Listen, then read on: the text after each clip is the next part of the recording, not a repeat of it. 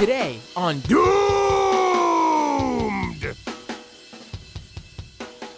How Facebook failed to stop the steal, according to Facebook.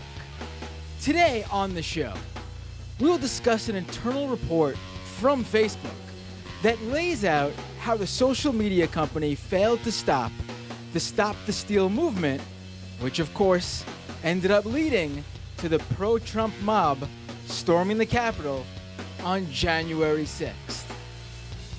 Folks, to support this show, you can go to patreon.com/mattbinder, subscribe at youtube.com/mattbinder, twitch.tv/mattbinder. Find this show anywhere on social media just by searching Matt Binder, and it'll be there. And also, to catch the show afterwards as a podcast, just go to doomedpod.com or doomedcast.com.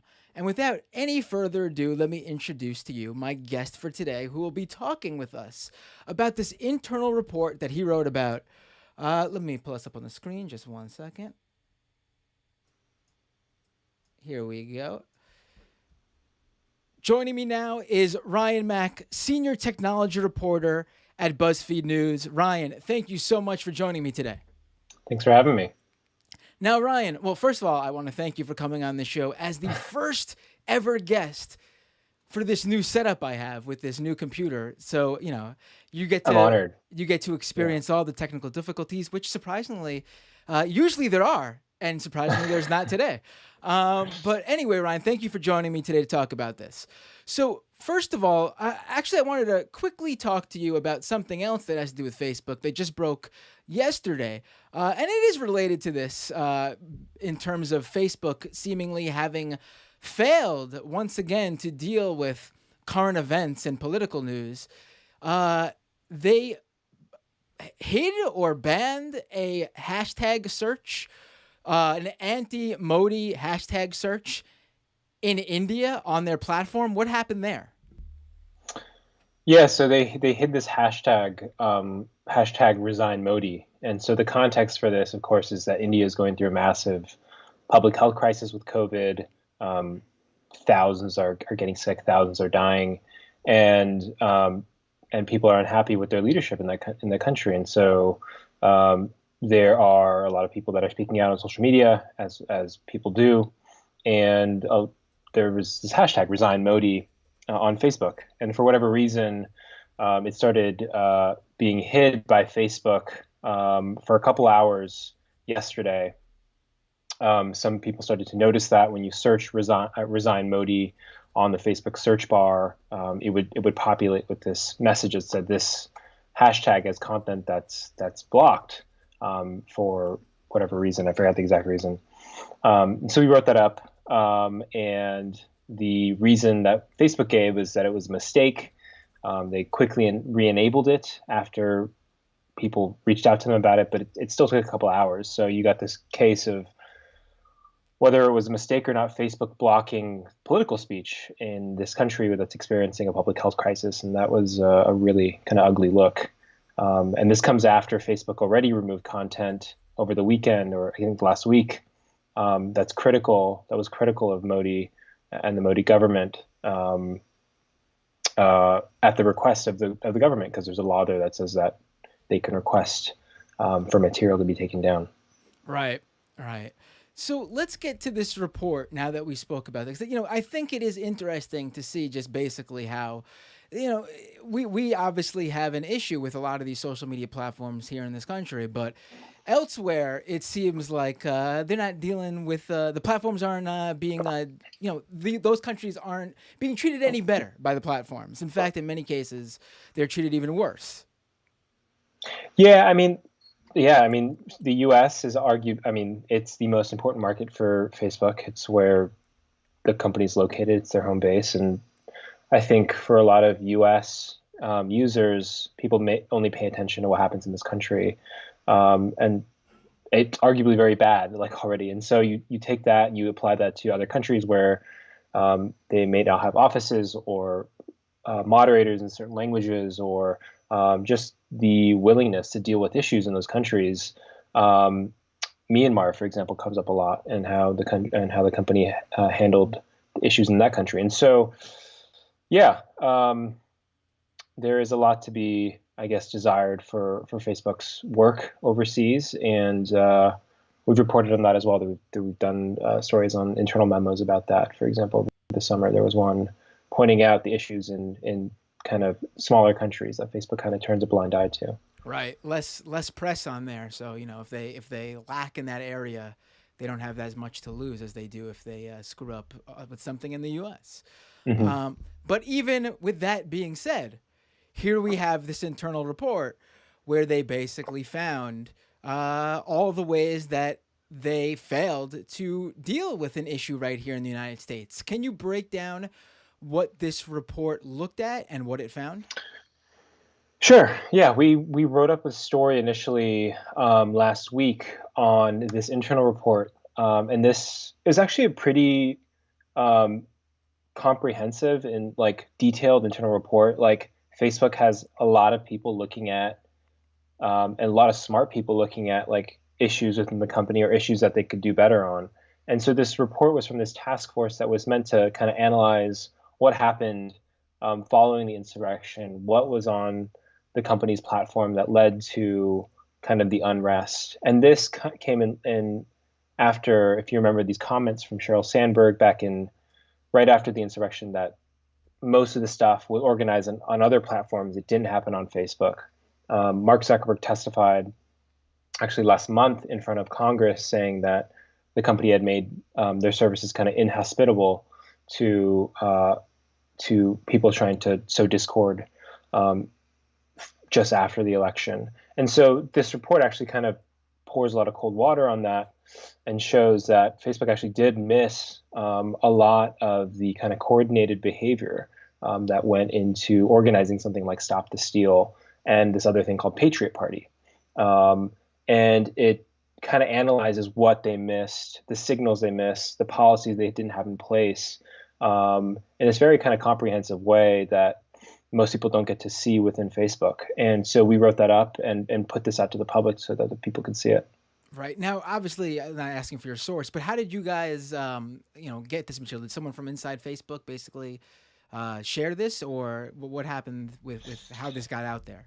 Yeah, I mean, yeah, I mean, I'll just say that we've reported a lot on Facebook over the last year, and we've gotten a lot of internal documents, and so um, this was just the kind of in the line of that reporting, getting documents from within the company because these things are going to make their way to the public. The interesting thing about this report is that it was shared pretty widely internally, and so its authors. Um, Likely had the intent that they wanted to get this in front of as many people as possible, and it was seen pretty widely. But in terms of the public seeing this, I mean, I think without us kind of doing this, there'd be no way that this would see the light of day. Right. Like I said, not to be like, Ryan, tell me your sources. Let's blow let's Oh blow it yeah, to the yeah, cover. I'm asking yeah, yeah. simply because I think we're seeing something here where there's a lot of people who work at Facebook who aren't quite thrilled with how, the company they work for, the role they've played in certain, issues around the world, especially when it comes to politics. Well, you have more than 50,000 people that work for Facebook worldwide now. Probably a lot more. I have to check the exact number now. They had earnings yesterday, but yeah, I mean, we have kind of mined Facebook for this type of reporting. I mean, just last summer when there was a lot of civil unrest, a lot of people were unhappy with how the company dealt with the Trump looting and shooting posts, if you remember that, Right. during the George Floyd protests. Right. And we kind of came across. I mean, there was a walkout, if you remember that, of employees leaving the company and saying like we don't like how we're handling this. And so yeah, there's a good amount of people that don't agree with everything. I mean, it's hard to get that many people to agree on something all at once. So yeah, it's led to a lot of kind of opportunities for us to talk to people. Right. Now, before we get further into this report, I gotta ask you up front because this was one of my favorite things about the report. Can you tell me about the cover page of the report? So for those that haven't read the story yet, there's a cover image, and we actually reproduced the report because what happened is when we published the first story, um, Facebook ended up limiting who could read it internally. And so we thought that was an opportunity for us to actually publish the full story. So we ended up like typing out the whole thing so that more people could see it. Because like, I mean, they're kind of they're hiding it, you know. Right. And so one of the things we couldn't reproduce was the images. Like some of them were there were graphics that were pretty hard. Stuff there was other stuff that had like licensed images, and we didn't want to get into copyright issues. But the cover image of the report uh, is a burning U.S. Capitol building. It's like a kind of cartoon drawing of a burning U.S. Capitol building, and they took some cartoon of a corgi dressed as a firefighter, and I think the corgi was taken from some cartoonist. I don't know if they had the license to do that, but you know how you kind of just make memes. And the funny thing with, I mean, the Capitol building drawing was taken from Avaz, which is this kind of anti-Facebook group who had done their own report. Right. So they took it from Avaz, and then like because I was an anti-Facebook, they put the cartoon on it just to make it look like, I mean, you know, read that how you will. But yeah, it's a weird looking thing. When I saw that, I was kind of just started cracking up. But Right. Avaz yeah, should be happy to know that there are people in Facebook who clearly read their work and know what they're yeah, they're exactly. they're covering. So what does this report look at in terms of, I mean, it starts with Stop the Steal, I'm assuming, which is the movement that came about. Well, that movement started even before the election, but I guess Hmm. it really obviously kicked off after Trump lost in November, because obviously you get all that preparation ready to go before the election, but you're not going to really pull the trigger on, unleashing all your conspiracy theories and misinformation about how Trump lost really before he loses. Right. So I think what people should know is that Facebook has all these internal tools that they developed. Like it's it's not that they don't track things like hate speech and conspiracy theories and violence and incitement, but they actually have tools that track it. And it sometimes when it comes to Facebook, like there's not like a lack of signal. It's more a lack of acting and a lack of policy that goes in place. And so this report goes into things like comparing stop the steal groups with like all political groups, and you can see like I'm looking at the report right now, but like they have this thing for like how many white supremacist terms are in the group, and like does it have at least 5 white supremacist terms, and 4.1% of stop the steal groups had 5 white supremacist terms compared to 0.13% of all political groups, you know. And so you can like see these like this like clear comparison here. One thing that really stood out to me, they have this thing called violence and incitement, this metric called violence and incitement.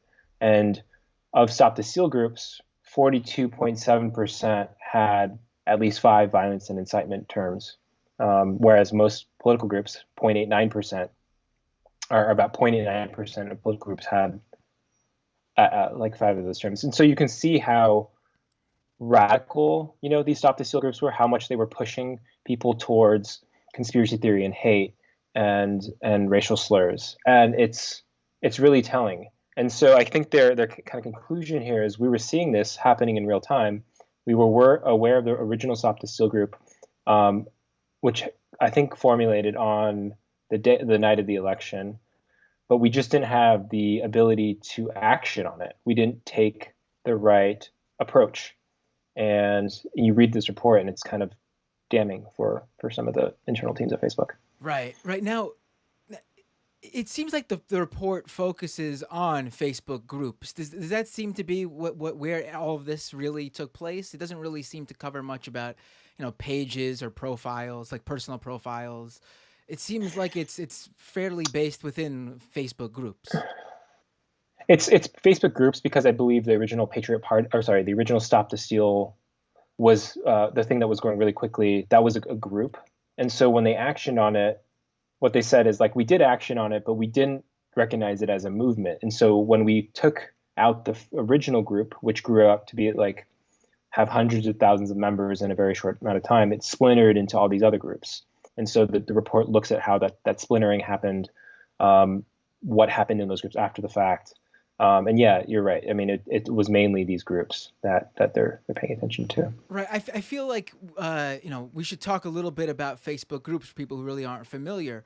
It's a feature that Facebook has seemed to really focus on in recent years. When I say recent years, I don't mean like one or like the past like 5 years or so. They seem to really have focused on Facebook groups. And I'll admit too, as someone who wasn't much of a Facebook user, I found a few good Facebook groups, and that's sort of really the only reason I use Facebook anymore. It's not to, really keep up with friends who I don't really talk to anymore, because all the friends I currently talk to are on other platforms, and I don't really, go to business pages on there to like content that like Pepsi is putting out there or something.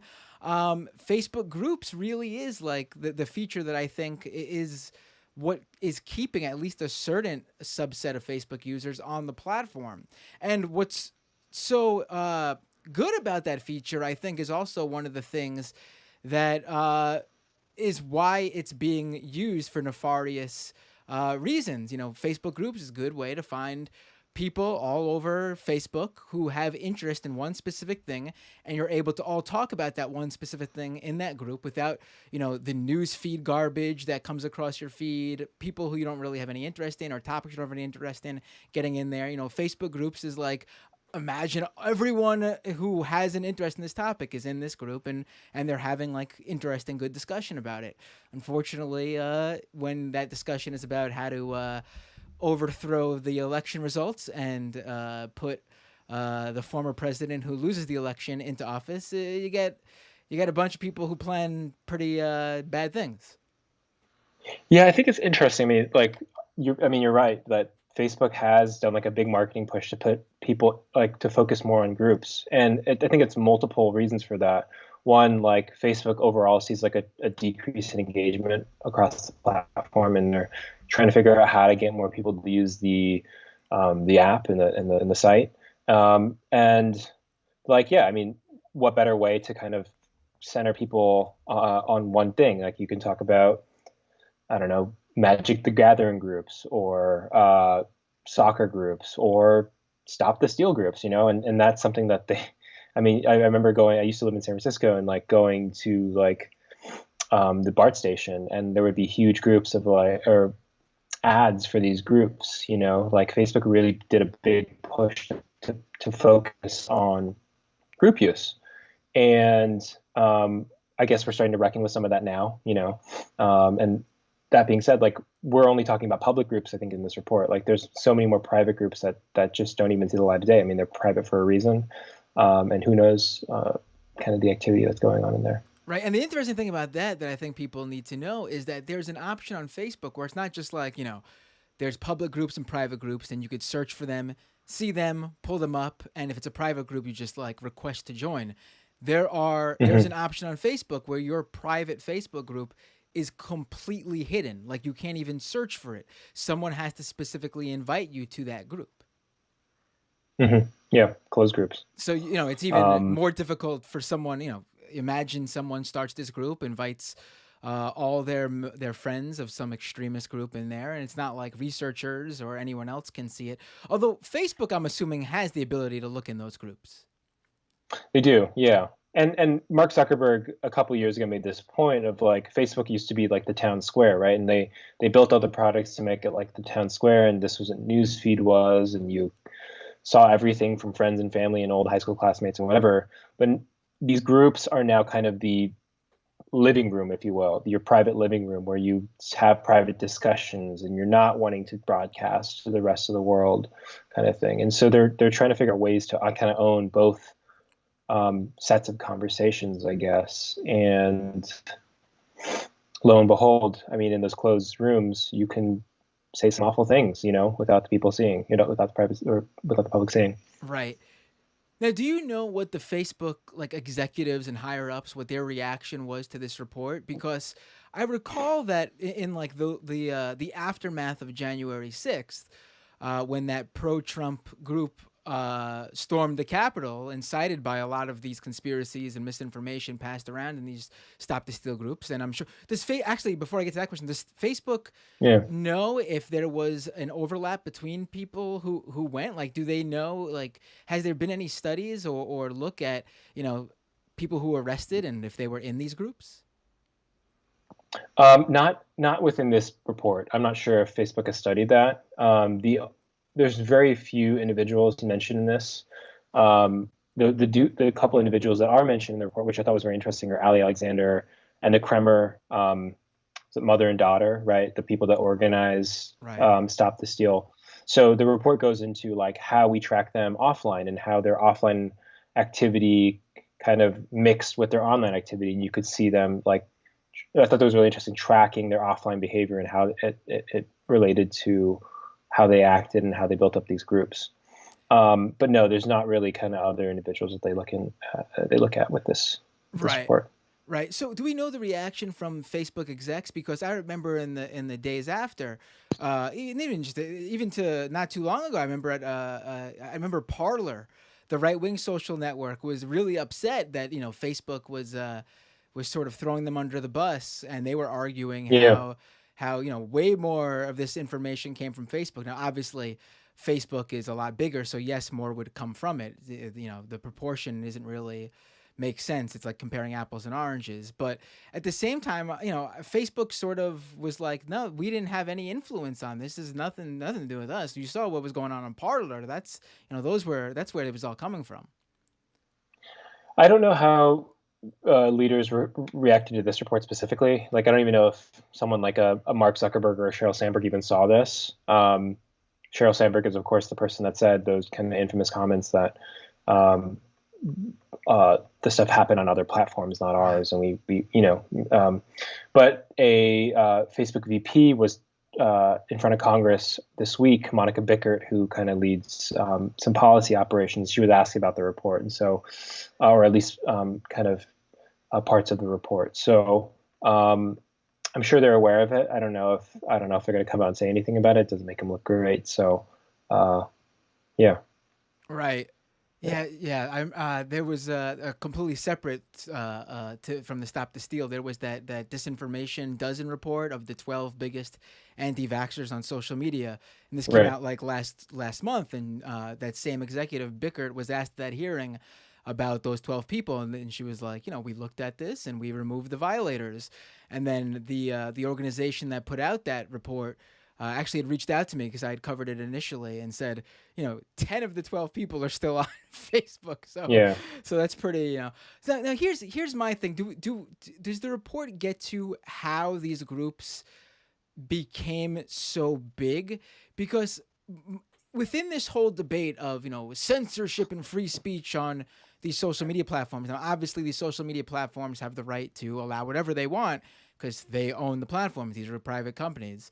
Um, but in my estimation, like it's not so much like the actual content. Like if there was a platform that wanted to allow anything goes, they probably wouldn't have that much of an issue for legal speech, even if it's like over the top or hate speech.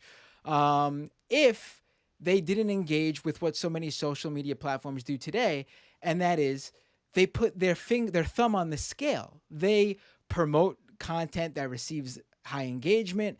They push certain groups because they realize that there's a lot of people in here. They spend a lot of time on Facebook. If this must be where everyone wants to go. Let's push more people who watch like conservative, if they interact with conservative content, we got to push them to this group that's rising in the charts because then they'll spend more time on here. If they didn't do that type of stuff, I feel like the problems would not be as big as they are. Do we Right. know how these groups did they look at that? Like what if Facebook did anything So to yeah, promote these groups? there's a part in the story, or sorry, in the report that doesn't look at group recommendations, which is a whole other issue. But the main way that this thing spread was these super inviters. So there were a small percentage of people that were inviting a large chunk of the other people to the group, and the report termed them super inviters. So I think I'm looking at a report right now, but 30% of invites to Stop the Steal groups came from 0.3% of inviters. So like a very small minority of people were just kind of click monkeys, basically finding people in other groups, kind of pro-Trump groups, groups that kind of expressed already like issues with the election, and they were inviting them to this group to bring them over. And so those super inviters had, I think, 500 invites each or something like that, and they were really maxing out here um, with who they were sending this to, and they're just kind of trying to build this thing as quickly as possible. And so the report does track that, and I thought it was really fascinating to see. Right. And Facebook doesn't have anything. It seems like so many of these platforms have something that limits how many people you can invite to a group or whatever. Facebook doesn't have anything like that installed. So the report goes into this like they saw this happening and they try to insert like circuit breakers, and they said by the time they got around to kind of getting um, I guess barriers in place, the group had gotten to a point where it was kind of self-subsisting, and people were joining it on their own.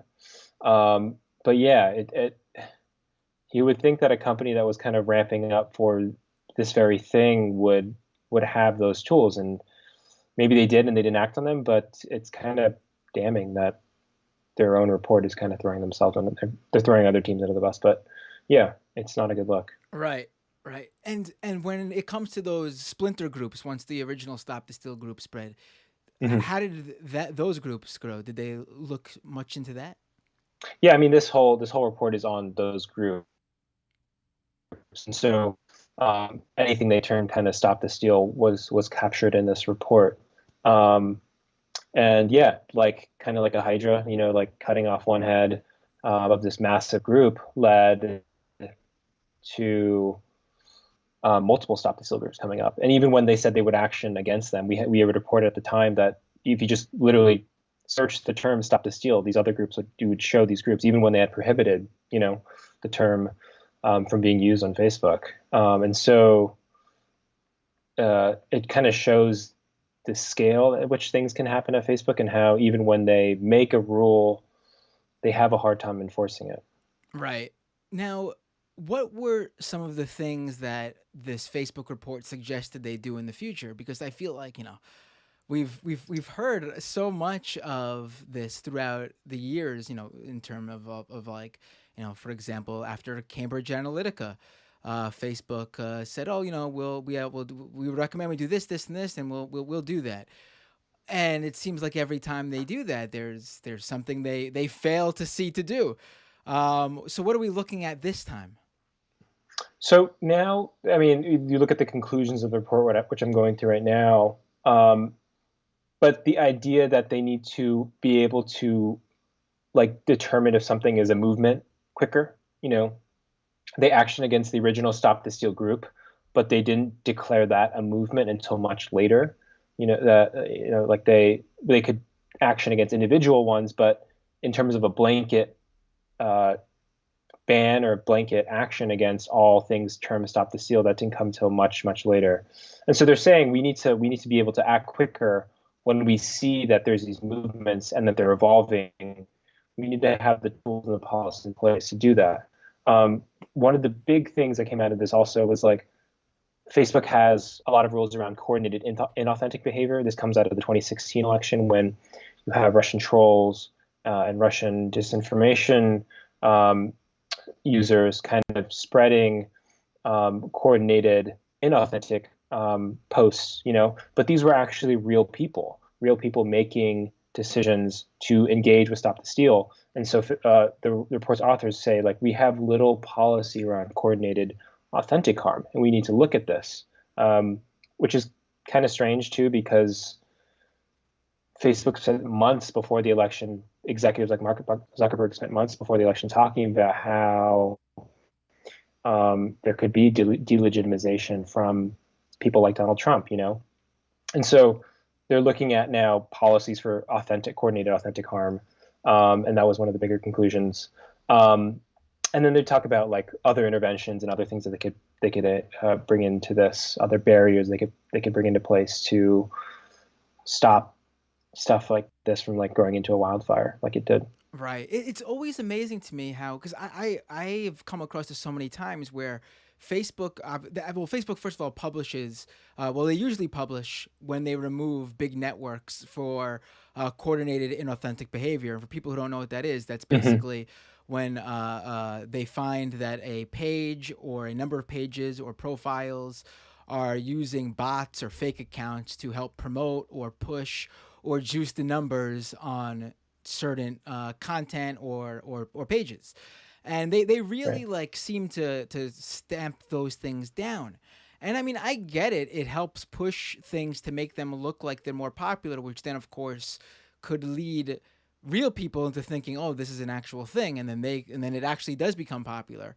But they always seem to just ignore the fact that there are people on the platform using it, real people on the platform using it for nefarious reasons, and they can do those same things, which is obviously a much bigger problem than a bunch of fake accounts doing those things. Yeah, I mean, it's not hard to see how that happens, right? Think of like, I don't know, like sports fans, they get mad at like a one player, and they like are like, let's go like heckle another player. It's like it's just sometimes that shit happens on Facebook, Right. and like it's kind of fascinating to me that they wouldn't think that this could happen to like undermine an election which they thought was going to happen for months, in the case that Trump lost, Right. um, but I don't work there, so I don't make the decisions. Now the report has that. I wish you did. That report, the report on the front page of the report, which you described, has that picture, that cartoon of the burning Capitol building. Now the report obviously focuses Hmm. mostly on Stop the Steal, and obviously it does it with the storming of the Capitol in the background. But does the report actually lay blame at Facebook's feet for what eventually led to the storming of the Capitol? Like, does it actually say like the inaction we took on the platform, or doesn't not exactly this, obviously, but does it give them some sort of does it responsibility for what ended up happening on January 6th? In like the nicest way possible, it says that. I can read it right now. I'll read a passage of it, but it says hindsight is 2020. At the time, it was very difficult to know whether what we were seeing was a coordinated effort to delegitimize the election, or whether it was protected free expression by users who were afraid and confused and deserved our empathy. But hindsight being 2020 makes it all the more important to look back to learn what we can about the growth of the election delegitimizing movements that grew, spread conspiracy, and helped incite the Capitol insurrection. Uh, so, I mean, that is, and where did that happen? It was on Facebook. So, I mean, that's the whole point of this report. So, yeah, it's not a great kind of look. Right. It's weird to me that they even word it that way because it could have been seen because we saw it happen on Facebook with a number of adjacent movements. Like QAnon was a real problem on Facebook before they decided to stamp it out years after they had already built up a huge following on there. The Boogaloo Boys, who were on there for at least a year or two before they also in 2020 blew up and became a mainstream Right. movement. That also was something that it's not that Facebook decided to pull the trigger to take some sort of action on in 2020. It's not like these sorts of movements were unheard of. In fact, I mean, obviously the Capitol gets a lot of attention, but in many ways, like I actually think like the and QAnon obviously played a role at the Capitol, but the broad QAnon movement and even in some ways the Boogaloo Boy movement much more harmful than the Stop the Steal movement because Stop the Steal movement has a short lifespan. QAnon and Hmm. Boogaloo's, well, they're still going on. And if you remember that action that was taken, it happened over the summer where they kind of action against militias and QAnon. They added those as well in like one action, and they like blanket banned them all. you know. But we've reported like that Facebook has been watching this stuff for years. In fact, we had the departure note of this data scientist that was in a separate story of ours where they kind of laid into the company for not actioning on QAnon earlier. Like, and that person kind of laid out how the company had been tracking it for years. They had seen this stuff happening. They had seen the overlap between things like QAnon and anti-vax, and that there was just no buy-in from people in the higher echelons of the company to make decisions to kind of remove this stuff until until it grew to a pretty massive movement, Right. Was that? Are you Um, talking about and Sophie Zhang? Sophie Zhang was a different data scientist, but we had I can send you the link so you can put it in the show notes if you want. But there's another story that details kind of the departure note of someone who specifically studied QAnon and left kind of in a huff, um, kind of angry at the company for how they handled it. Right. All right, that'd be great. Yeah, and also for people who don't know, Sophie Zhang is that data scientist. Well, I have multiple people leaving Facebook for this reason. I think her report actually focused on how Facebook was ignoring all of this stuff that was going on when it came to international politics, like all these bot accounts and fake accounts trying to push Hmm. narratives in, like, Guatemala and other It was internet Honduras and Honduras. Azerbaijan. Yeah, and we broke that story, that report as well, or sorry, her note as well. But the idea that she was the only one kind of looking at this stuff, and even though she found this coordinated inauthentic behavior, which we talked about authentic behavior earlier, but inauthentic behavior, so someone controlling dozens of pages or hundreds of pages, of fake people, or fake businesses or whatever. Um, she would have this research and no one would act on it, or it would take a long time for someone to act on it. And I mean, that has consequences and repercussions in places where um, I guess elections are won and lost and this stuff. I mean, you know, people are deeply affected by like this, and if there's only one person who is motivated looking at this and no one else is kind of willing to make a decision, um, awful things can happen. And Right. that was kind of her message. Right. Now, what does Facebook see their role as here? Like, it seems like they are conflicted. And that seems to be the result. And what we see is what we're seeing. The result is what we're seeing now, where I don't think the company has really decided what their role in all this is. Like, they do bring out these policies and platform changes to deal with this stuff, but it all seems so reactionary to something that occurs, and they do this to basically, as like a PR move to, like, put out the fire. I think that the biggest issue is that, or at least in terms of why they're so late to the game on so many of these things, because they're not quite sure where they want what like where they stand on this, what they want to do when they come across something like this. I think this is a question for them. You should have someone on your on the stream to talk about it. But yeah, I think this is a good. You mentioned PR kind of response. Actually, one of the big points of Sophie's memo and of other people pointed this out, but the only way to kind of get Facebook to act on something is for there to be a big public fiasco about it. They respond well to PR crises, and there is like an internal strategy among employees to leak stuff or put stuff on the workplace, which is their internal kind of message board, so that it leaks to reporters, so that it gets attention, so that people at the higher up parts of the company do come across this and do take action. And I don't think I mean, to start a PR crisis for you to do the right thing or for your company to do the right thing is probably not the right way to run a corporation. But what do I know? Right. What do you know, Ryan? I know nothing. Yeah. So, I mean, I guess to wrap it up here, um, do we have a reaction from Facebook employees after Facebook restricted access to this internal report? Like, have they reacted to that? I've gotten some kind of reaction. So in response to this report, them taking it down, Facebook PR told me that it was the authors that limited restriction to who could read it. And one of the commenters after that second story came out, which had the full report, was like, that doesn't make any sense. Like, I saw this report across multiple groups. It was meant to be read widely. It doesn't make sense that they would say it was taken down because it wasn't meant to be read by a large group of people. So, I mean, there's some kind of, I guess, dissonance between what PR is saying and how employees are reacting, but I don't think that's anything new. Right. I can't recall if I asked you actually already. Sorry if you mentioned it. Or it would have been earlier in the show. What team was involved with this report specifically?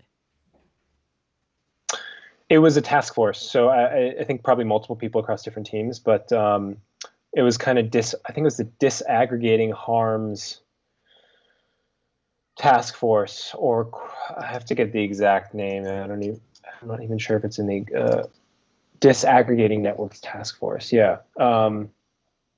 So I guess it's like a group of people that are put together to study this thing. Interesting. Yeah, I was just wondering if I'm actually interested in the fact that they have these. I mean, it's not surprising that they have internal tools that look at this stuff, but the fact that they're actually like tracking, how many times certain words and terminologies are mentioned Hmm. inside groups, that's like, even if they wanted some sort of hands-off approach, you would think they would, if they were interested in actually combating this stuff without actually them having to be the person pulling the strings to block certain things or take down certain things, they would make at least some of that sort of material open to people who research this stuff outside the company. It's again another thing where I think they're confused as to what their role is here.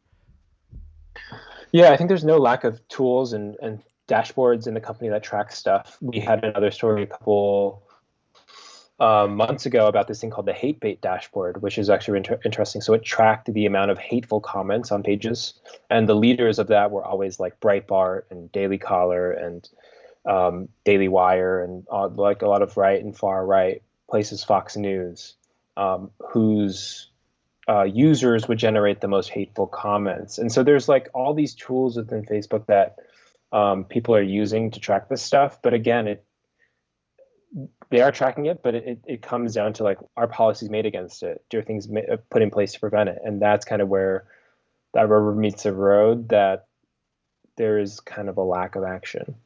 Right. Ryan Mack, senior technology reporter at BuzzFeed News. Thank you so much for joining me tonight. The links to your pieces are in the description for the YouTube feed and on the Patreon page. Why don't you tell people where they could follow your work and where they could follow you online? Sure. I'm constantly on Twitter, which is an issue, but I'm at rmac18. If anyone wants to follow me there, follow BuzzFeed News. And if you like us enough, think about becoming a member and supporting our work. All right, Ryan. Thank you so much. Have a great night. Thanks, man. All right, ladies and gentlemen. Thank you for joining the show. And before we go, well, first of all, before we go, let me explain to people who don't know here that wait one second. All right. Well, first of all, I have a like I mentioned at the top of the show, a new setup here. Getting used to it. I think the stream is nicer, and everything is running smoother. And I think people who tuned in last night, I did a live stream of Joe Biden's speech to Congress, and that was a smooth ride. And I want to thank the patrons for basically funding this new setup I have here. I couldn't have done it without them. Thanks to those patrons, I was able to upgrade my equipment. And I would like to thank specifically my newest patrons, the people who joined the Patreon since the last episode last Thursday of this show. Marty J and Ernest B, thank you so much for becoming patrons. As always, you could join the show at patreon.com/Matt Binder. If you can afford to do so. Obviously, I know times are tough. If you can't, totally understand. You could support this show by subscribing to the YouTube page at youtube.com/Matt Binder. Following the Twitch channel, twitch.tv/Matt Binder. Follow me on Twitter, Instagram, or wherever at Matt Binder. Usually, if I'm not Matt Binder somewhere, you could find me just by searching Matt Binder.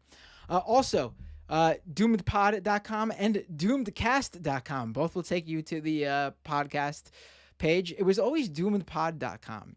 And for someone took doomedcast.com a long time ago when I was first naming the show. So I wasn't able to grab that one. And then the other day I was searching and I was like, "Oh, it's available now." So I grabbed Doomedcast. I actually I like how Doomedcast sounds better. Oh my god, I think Doomedcast sounds better.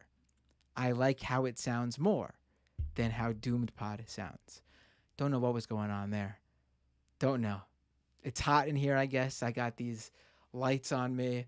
I'm in this little closet that you all know is my studio. I'm wearing this hoodie. Why am I wearing this hoodie, you ask? Because I like wearing hoodies. I really should take it off. But then the people who joined the Biden live stream last night will see that I didn't change my shirt from yesterday. So that's also why I'm wearing the hoodie. But I guess it's not really it's not surprising, folks, to those of you who know me, that I'm a dirty, dirty boy. Anyway, we're going to go to the second half of the show. Well, before we do that, though, by the way, I take calls in the second half. Pull up your Skype now. Go into Doomed and type in Doomed Live, and you can call into the show. People were begging to call into the show last night during the Biden live stream. It went long because I did Biden, then I did Bowman's progressive response, and then Scott's Republican response. So it was like over 2 hours, and I was just like a little bit exhausted. But we're only about 50 minutes into the show now. So I'm raring to go for another hour plus, and you all know me. I end up going like 3 hours sometimes because I'm crazy. We'll take calls right away. Again, pull up Skype, Doomed Live, search it, you'll find it, and call. I'll set that up when I take that quick break in between, so you could call then. Also, super chats. If you're in the YouTube channel, drop a super chat, and you can. What was I gonna say? And you can give me a one-off donation, and I'll read your comment or question for sure. I definitely do not miss these super chats. I used to be able to read all your questions in the chat, but too many people watch this show now. I just can't keep up. What else can I do? Oh, this is one more request from you guys. I ask you so much, don't I? Just like a handful, I think it's like 3 or 4 reviews on iTunes away from the nice round number of 300 iTunes reviews. If you haven't already left a review on iTunes, I can't believe I'm calling it iTunes. It's Apple Podcasts now. Go over to Apple Podcasts and leave a review. It really does help the show get discovered. I see growth spurts when it comes to the downloads of the show when more people leave reviews because it goes up in the charts on Apple Podcasts. Also, this show is available not only on Apple Podcasts, but on Google Play, Stitcher, Spotify, and wherever you listen to podcasts. And I'm going to ask you another request. If you've already left an Apple Podcast review, then go over to Spotify, search for Doomed with Matt Binder.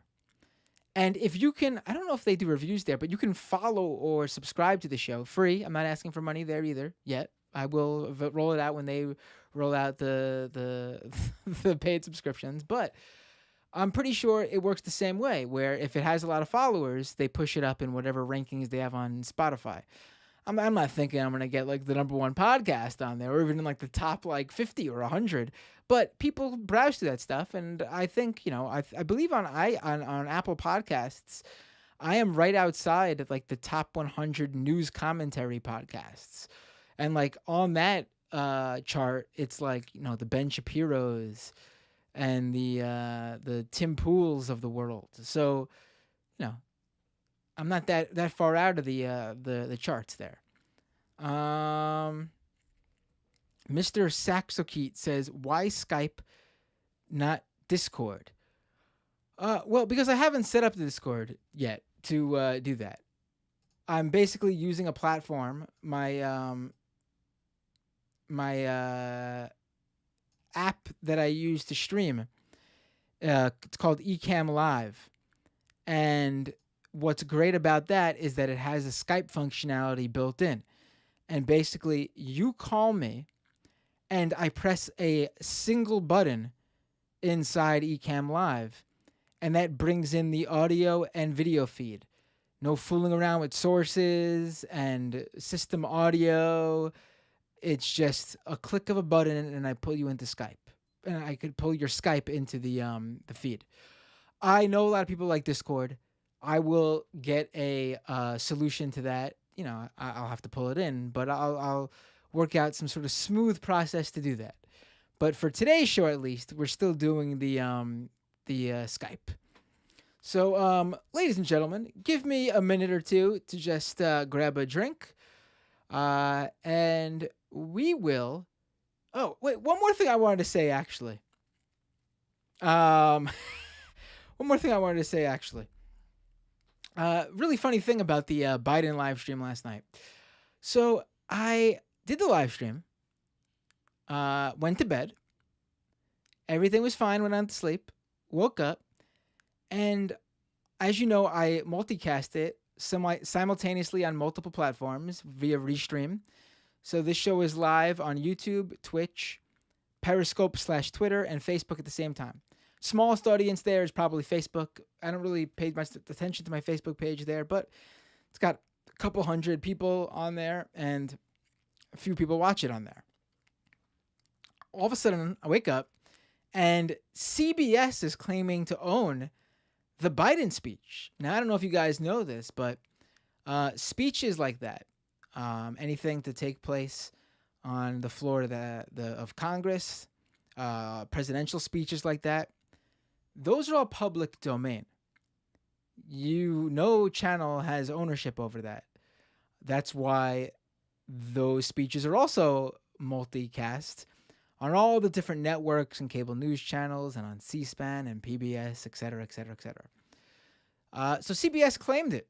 And what happened there most likely, almost for sure, is that their automated content system basically saw that they had uploaded it and assumed they owned it. And so I got a copyright strike, not a strike, but I got a copyright removal for the video. And I should also mention, I wasn't using the CBS feed either. I was using a feed that I had the ability to use, C-SPAN, the C-SPAN feed. So CBS was claiming ownership over it. So I had to file a dispute. And then a couple hours later, I guess a human at CBS looked over the dispute and released it, said, he's right, we don't own it. I mean, that's a problem in and of itself. These major companies are claiming copyright on content they do not own due to various flaws in the system, and they claim ownership over it for hours. And during this time, these platforms siphon that money to those companies who claim, like the revenue from ads to those companies who claim ownership over them. Now, I am not going to go out there and act like some right-wing grifter and say I lost out on money and start a GoFundMe and become rich and famous. This is why my show is small and I'm not blowing up and all over the place, because I am a terrible marketer, because I should be doing that stuff. But I can't bring myself to being disingenuous. I can assure you I've lost no revenue on Facebook. First of all, I don't even make any revenue on Facebook. So I can assure you I lost nothing from CBS doing that. But there are people who do lose out from companies doing that. And also, it's the point of the matter. So on top of that, and here's the real kicker. So CBS releases it. And a few hours pass. I want to say maybe like 2 or 3 hours pass. And then I get another copyright claim on Facebook. Same video. It's the Biden live stream from last night. Same footage. Public domain speech from the President of the United States. And get this, ready? It wasn't like CBS's automated system accidentally grabbing it again. It was a whole new company. That footage that hours earlier I just messed it up. CBS claimed to own. Disney was now claiming ownership of that footage. Just incredible. Just incredible. It's stunning that, like, it's like a joke, the automated system that these platforms have put out for these major media companies. just claim ownership over whatever they want to without any proof necessary. Like, the idea that one company would do it is ridiculous enough in its own. But then the fact that you go through the dispute, the company, one major conglomerate agrees, yeah, we messed up. It's not ours. And my argument too was that A, it's public domain footage, and then B, my use of it is falls under fair use because I was providing commentary to it, and it's political commentary, so it falls under like educational purposes. Obviously, if it was copyrighted material, I probably wouldn't fly using everything. But if it was copyrighted material, I wouldn't use the whole speech. I would have only used clips and portions. The fact of it being public domain footage was why I used the whole live Biden speech. But so crazy enough that one company did it, but then for that same footage to be claimed again by a completely different company who also doesn't own it. Just unbelievable. Unbelievable. And I can tell you, though, that Disney is quicker at releasing footage that they messed up on. It took CBS a few hours. Disney pretty much agreed that they messed up and they didn't own rights to that footage in like minutes. I guess more people working at Disney than CBS. I don't know. Yeah. My point of telling you that story is that I should probably do an episode on it. The content ID system is something's got to change. All right, folks, give me a minute. We will go to the second half of the show. Once again, patreon.com/Matt Binder to support this show. I hate doing this, but I'm gonna do it really quick. We're really close to like breaking through to some like higher tiers on Patreon. I mean, we've been growing at a really nice pace, and over these past like week or so, the growth has sort of stalled a bit, which is a little bit disheartening, but it happens.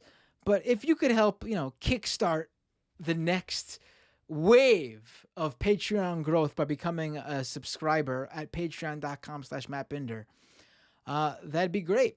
And I'm going to be doing some patron exclusive stuff. You get into the Discord. I fixed the Discord issue.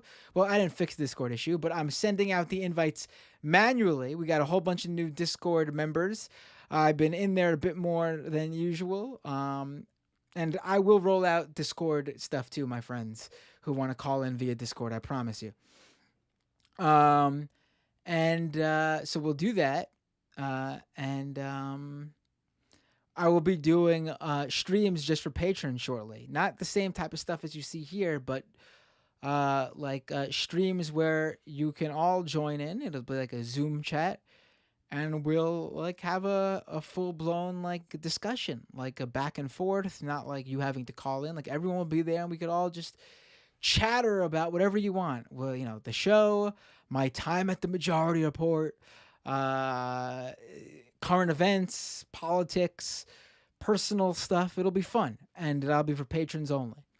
So until then, though, see all the freebie listeners next time. All the rest of you, stick around. We will be, and if you're watching on the live stream, you could stick around too. I won't cut out the live stream watchers. You guys can watch this half too. But until next time, for everybody else, see you all next time on Doomed.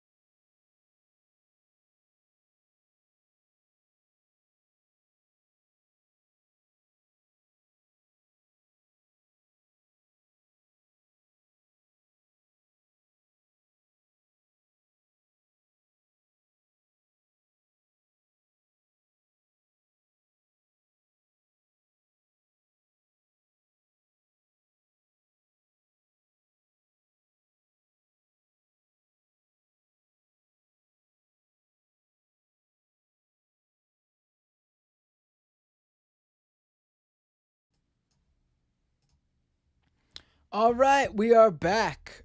Hello, everybody. Well, I'm a little bit loud. We already got a call. Look at that. Beautiful. I love it. Let me take that call right now.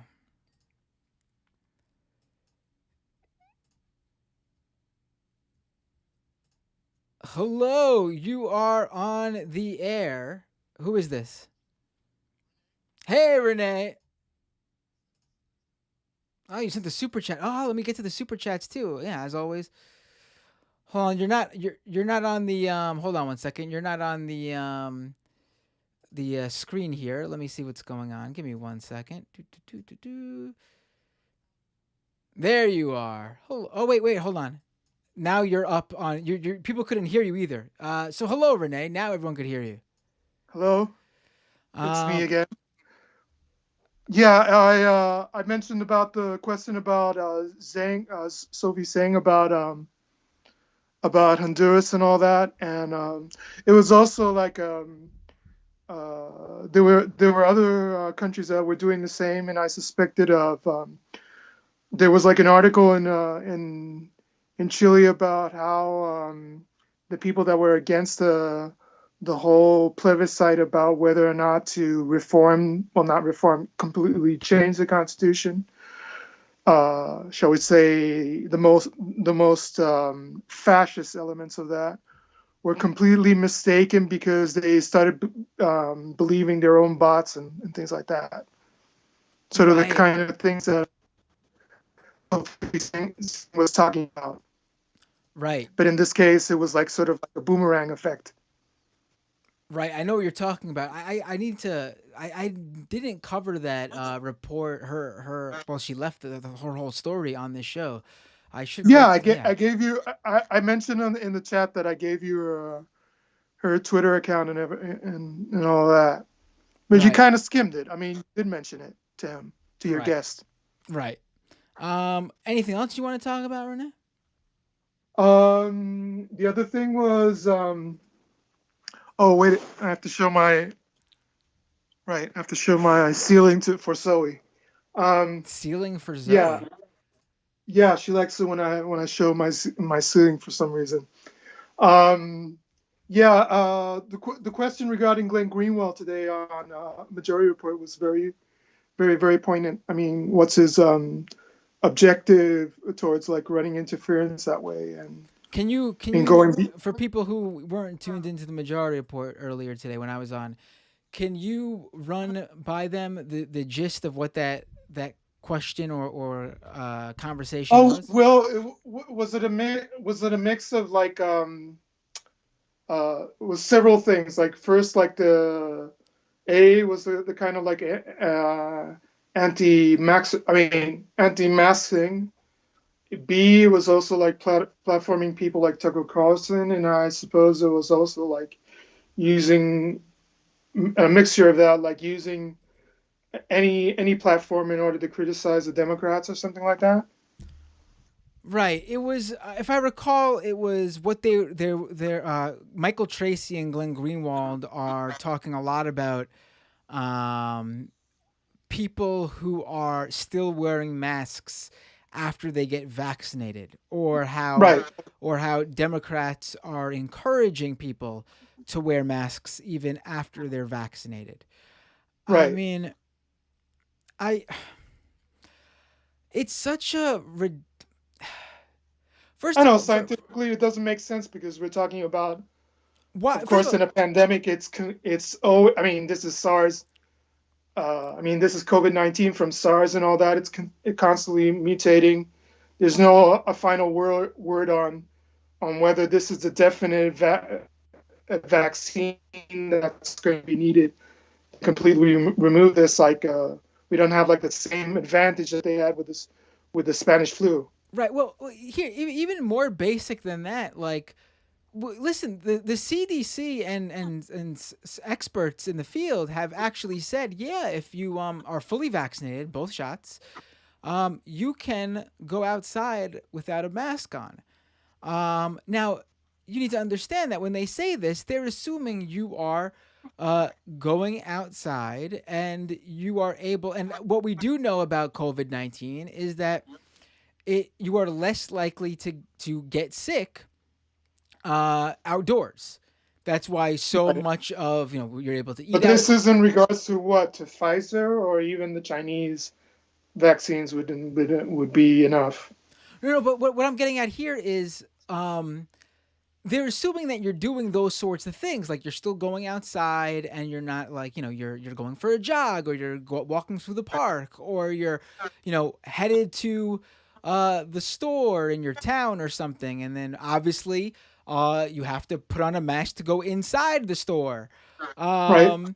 But if you live in like a big city, you probably, the CDC is probably not talking about you in terms of like if you're hanging out in a park and there's like it's like tightly packed and hundreds of people all around you. Like you should probably wear a mask in that scenario. Like in New York City this past weekend, there was a hardcore show in Tompkins Square Park that wasn't Okay. supposed to happen.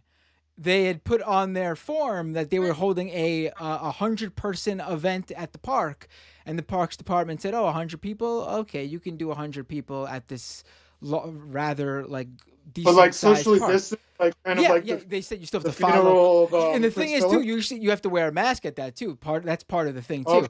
But this hardcore show, 3,000 people showed up at this park.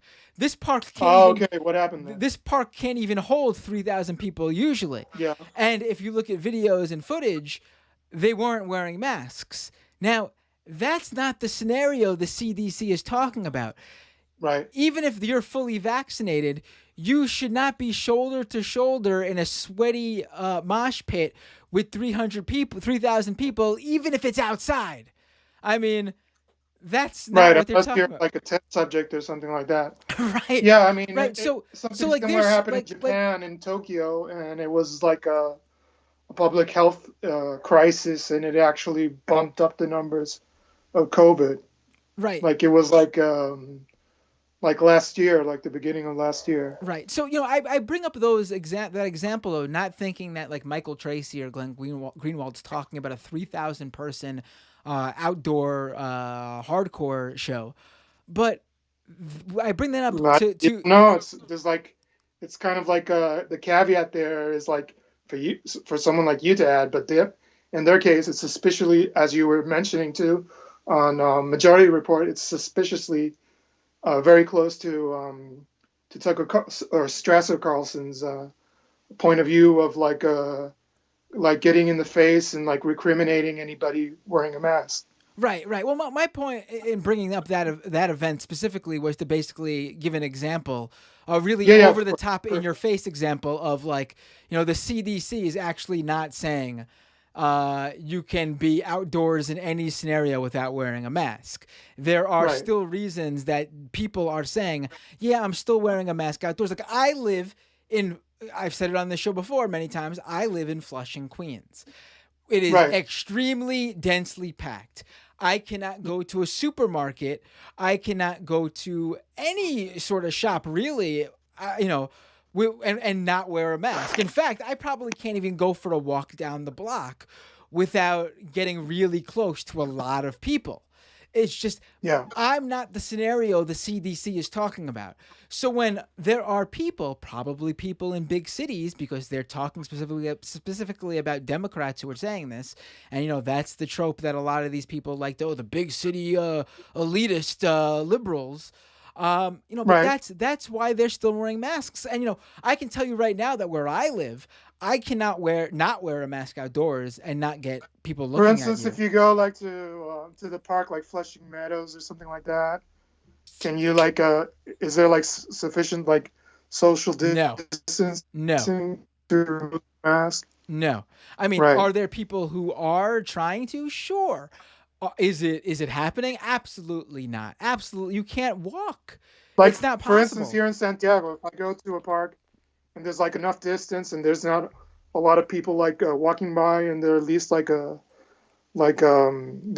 sufficient distance needed and all that, I can remove my mask because it's kind of like a All right, listen. bubble, right? There are areas when I walk away from the direction of Main Street Flushing and New York City proper, like Manhattan. Um, there are certain smaller parks like that are connected to like schools and stuff where I take my kids, like playground Right. type parks where like during certain times of the day, uh, like a Saturday evening or like a Saturday evening for example, I can take my kids and there's not that many people on the walk there. At the park there's always gonna be people there, but so I even like I take my mask off for a few blocks because I know, oh, these are a few mostly residential non-apartment blocks where I can walk, and I will 99% of the time not even come across somebody where we can't maintain a good distance apart from each other.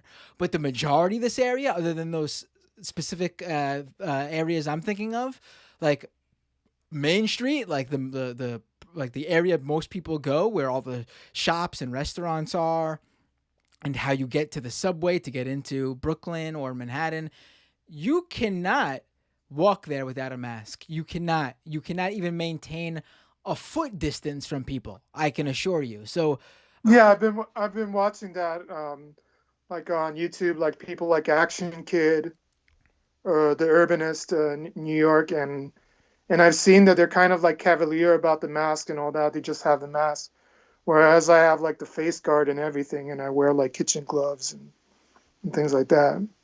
People call me paranoid, but I prefer, and I wear like tracksuits and things that I can like easily like put in the washer and like disinfect that way. right.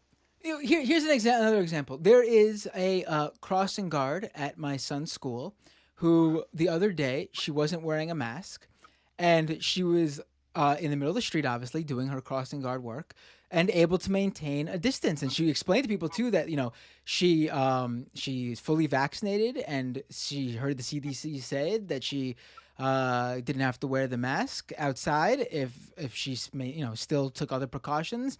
And she actually said that she looks at it, and she's telling people to get vaccinated too, and she looks at it as like she wants people to get vaccinated, and she's not wearing the mask to let people know that, hey, this can be you too if you get vaccinated. And I thought that was great, and she's able to do that because her job entails her to be able to be away from people from a 6 feet Oh, distance. You right, know I what I see. mean? Like But like. I'm too much of a cynic for that because I still think that this thing isn't completely over yet.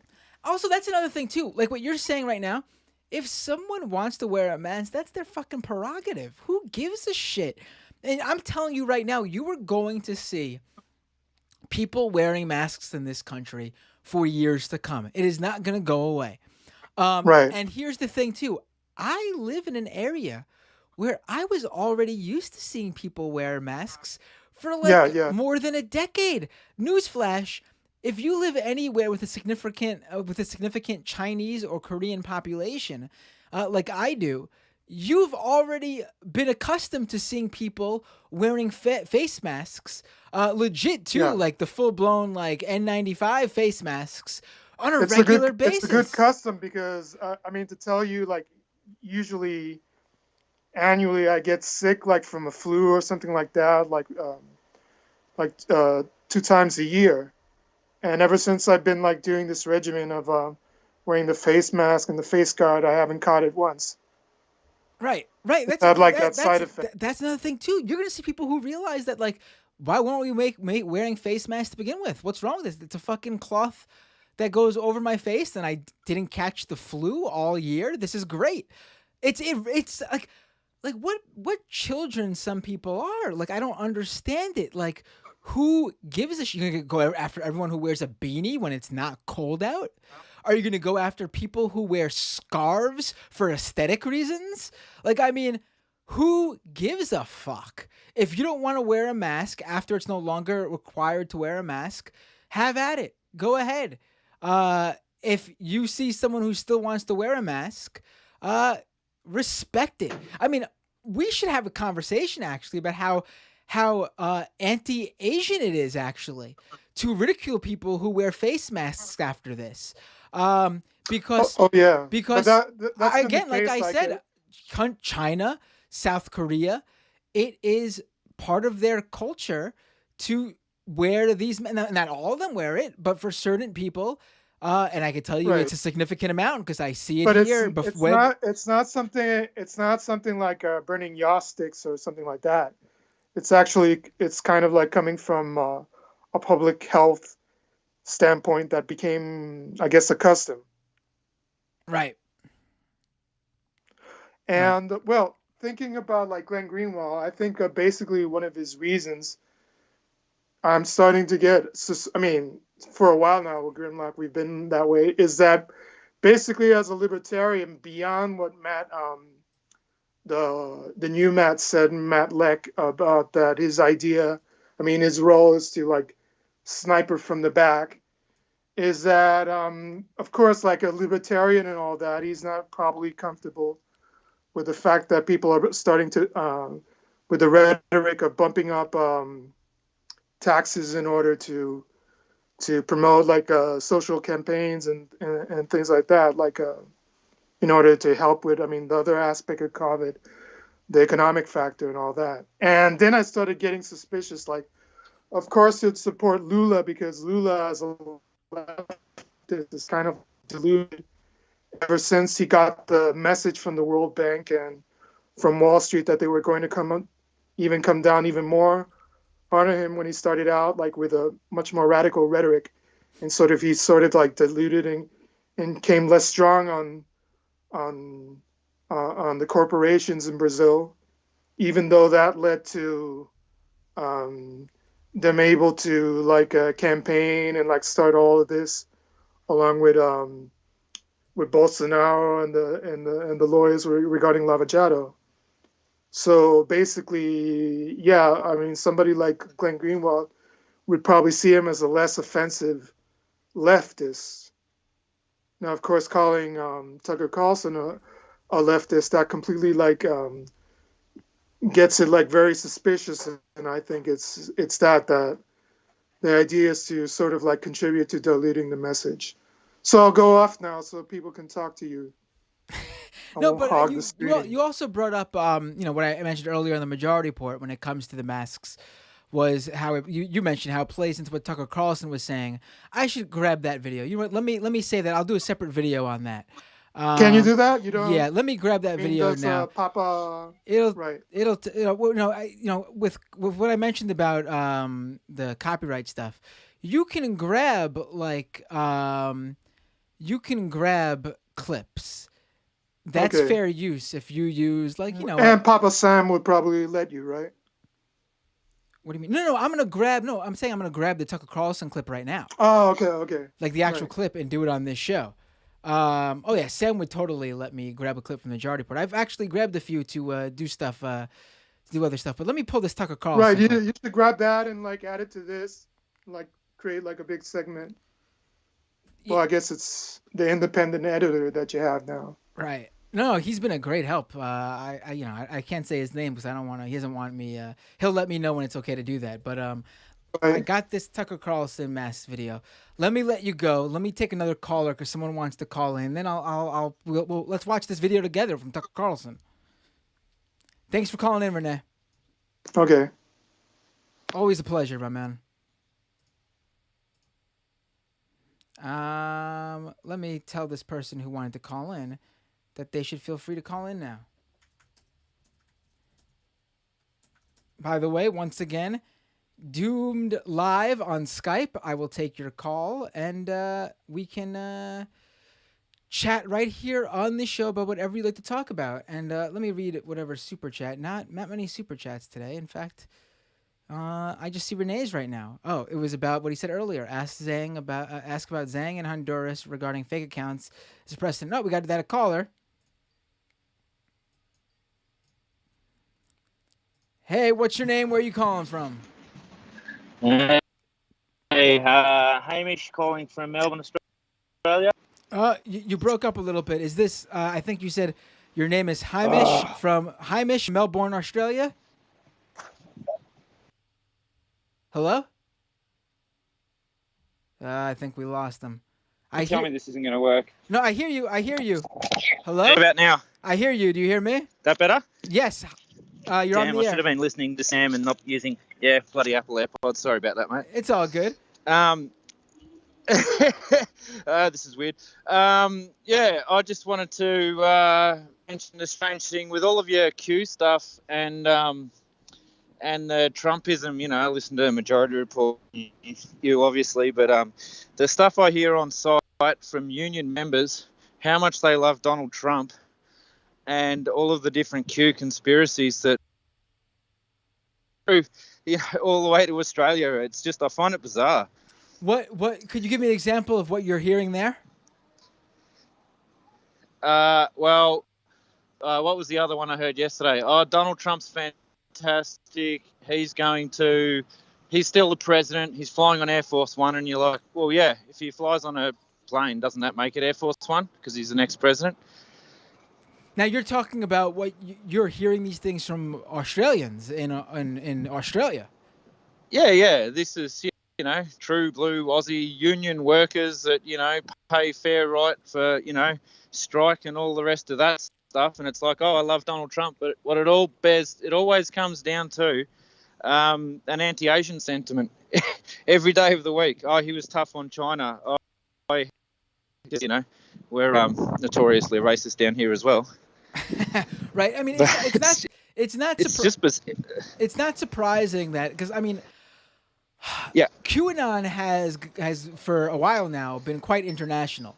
And it is really interesting to see this American conspiracy theory. Like, this isn't like, a conspiracy theory about COVID vaccines, which obviously everyone all over the world is taking COVID vaccines. So obviously this would be an international conspiracy theory that could go all over the place, because it's not subjected to any sort of country's particular politics. But QAnon has found, like, especially in Japan, it's been incredible. The Japanese QAnon movement over there, loving Donald Trump. It's amazing to see. It is really interesting how QAnon has been able to take this conspiracy that's solely about the president of the United States, Donald Trump, former president, I should say, Donald Trump, and succeed in making conspiracy theorists in other countries also fall into this. Like, there should be no reason why people in Australia subscribe to the QAnon's theories. It really should not attract them in any way. We don't even have... We've got Murdoch, but we don't have Fox News. Not, but, like, we don't have the cable networks. Everyone's on Netflix. No one's got a cable subscription box. Here, so watching Sky News is, tiny. So, but it's like, people here don't even know about Q. Like, it's just, but the strange theories of anti-mask, because, mate, I come from Melbourne. We did 4 months of solid stage 4 lockdown where you couldn't leave 5 k's from your house, masks the whole time. And they're just paranoid that, and this is, another thing for maybe New Yorkers and everyone out there, that it's like, oh, you still got to wear your mask. We had to wear them outside for a period of time. And it's like, oh, they'll never take the masks off. And you're like, mate, these bastards like to get re-elected, yeah? Like, are you serious? They're not going to force you to wear masks for the rest of your life. And we've had no cases in 40 days here in Australia, except for international arrivals. And we walk around, no masks, no dramas, not a problem. These governments don't want to keep you locked down with masks because it ruins their chances of getting re-elected, which is what they like. Even if they're assholes, they still want that's their business, man. They don't want to get out, but the conspiracies continue. Now, it's mental. Now in Australia, obviously you guys, obviously it helps that you are surrounded by water, but you guys really took this seriously, it seems. Now, was there a big COVID denier movement in Australia? Like, it couldn't just have been like. Obviously, it's a big help, the geography of it all. Yeah. But it couldn't solely been the reason. Like, I can't imagine you guys having been able to wrap it up as quickly as you did. If you had the same issues we have here with anti-maskers, anti-vaxxers, people outright denying the existence of COVID to begin with. We had all of that, but like the protesters ended up. I mean, we followed me and a friend, got me onto Majority Report, but I ended up following one of my crazy, what I call him, a white supremacist. Yes, but just for shits and giggles to see, because you got to see where they're lying and what they're sort of doing, and he was going through all of that. So there was probably a handful of figures that we're sort of getting these tests going. So I was talking with him and just, sounding him out, and they just fractured in the end, and there was a couple of raids on their houses, and they all just broke up. But it was all little, you still have the little pockets, if you were, I'm a construction worker, and you'd go up in the lifts, and there was certain people start to hear the little rumblings and whispers, and they were all worried about the vaccine. I mean, mate, I probably won't even be able to get a vaccine until sometime next year, the way it's going here in Australia. Oh wait, you guys haven't have got all the vaccine. Oh wait, I didn't know. You even with all the work you guys have done there on this, you don't have a vaccine distribution. We've got a right-wing government who like to just sort of. We've got a happy clappy as our Prime Minister, which is evangelical, I suppose. And he was hands off, so he ballsed up the whole fire thing, and he's just come out saying that when he hugs people in centres, he's not hugging. He's laying. Oh, you're breaking up. You're breaking up a little bit there. I'm sorry. What was he saying about the hugs? Yeah, you're right.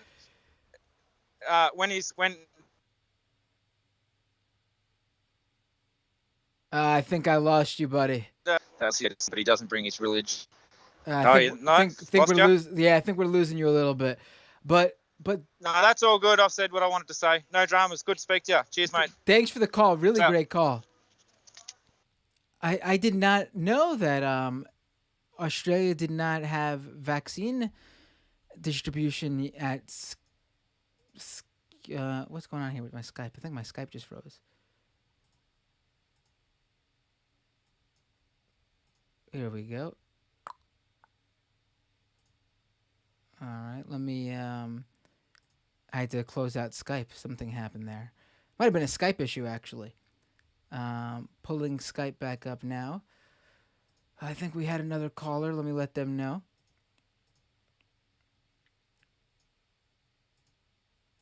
Here we go. Call it. Oh, here we go.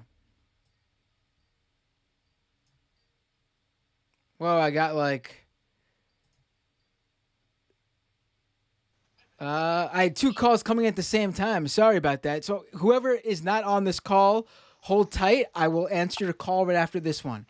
Hey, you're on the air. I think this is Tony. Hi, Matt. Good to talk to you again. Great Thursday show on the Majority Report as usual. And I've been enjoying it as well. Came in a little late, trying to show a little love for Left Reckoning on Thursdays, too. Oh, love to hear. We got that, like I said earlier, got the must-see TV on Thursday nights with the back-to-back leftist shows. Always. It's one of my favorite nights of the week for that. So I got a couple of really quick jokes for you. Oh, let's first, what do libertarianism and football have in common? Ooh, I like where this one's going. Why don't you let me know? What do they have in common? They mean completely different things in the U.S. versus the rest of the world, and and the American versions are inferior. Honestly, that's not even a joke. That's the most accurate thing I've ever heard in my life. I mean, it is 100%. It is really crazy though when you come across libertarians in other countries and they're like, "Why are you making fun of libertarianism?" and it's like, do you believe in this, this, and that? And they go, no, that's ridiculous. Well, that's libertarianism in America. Right? It's so absurd. And then the other one is how many capitalists does it take to solve world hunger? I assume none. Exactly 0. You're correct. There we go. that one is but yeah, funny, but also obvious in my point of view. Obviously, but right, yeah. I mean, yeah, they're true. The answers are just true. Yeah. But the thing I really wanted to bring up was the elections going on in Texas right now, because we got special election for congressperson that one anti-masker over in Arlington that contracted COVID and died from it after spreading a bunch of like anti-masker conspiracy QAnon BS. Right. And then we've also got city council elections in Fort Worth going on Saturday. Texas Republican dies after testing positive for coronavirus. This is Ron Wright. Yep, that's the dude. Was from my understanding, like his wife's running. Okay. Now was he one of those Republicans who just followed all the stuff but didn't really speak out against the bullshit, which is honestly the best case scenario for a Republican? Or was he like a hardcore anti-masker, anti-lockdown guy? Yeah, he was like one of the hardcore anti-masker, anti-lockdown, spreading a bunch of like bullshit misinformation. Right. Well, I hope he's learned his lesson. Well, I'm less concerned about whether he's learned his lesson, and more concerned about whether or not his constituents have learned his lesson. Nope. I mean, that's the thing too, though. Like, you know, it would have been like, here's again, he's a Republican congressman though, so I don't know. But whenever I come across a story about like, man didn't believe COVID was real until he was in the emergency room, and then found himself in the hospital for 3 weeks. And then they interview him, and he's like, I didn't believe it, but now I do. And now I'm telling everybody that it's real and it could get you. Please wear your mask. Be careful. Like, there are a lot of stories of like normal people, average Americans, learning their lesson. But we don't have, and I think that's good. Like, they could actually probably help. Now, you know, people who don't know that individual is not going to all of a sudden listen to him, but perhaps a family member who knows how conservative that individual usually is suddenly hears him saying, I'm being careful now, and they'll be like, oh, maybe he's right. Maybe, you know, he experienced this. Maybe I was wrong about this. But when it comes to like actual elected officials who have gotten it, I've seen none of that. It's always, I survived it. You can too. Right. Meanwhile, they usually enjoy like significantly better healthcare access than the vast majority of everyone on this planet. Right. And then the last thing I wanted to bring up was say thank you for your talk with the cop last week. I really appreciated that conversation that you had with him, because I've got a few like friends and loved ones who are in law enforcement. Encouragement for them to find like careers that actually help people, and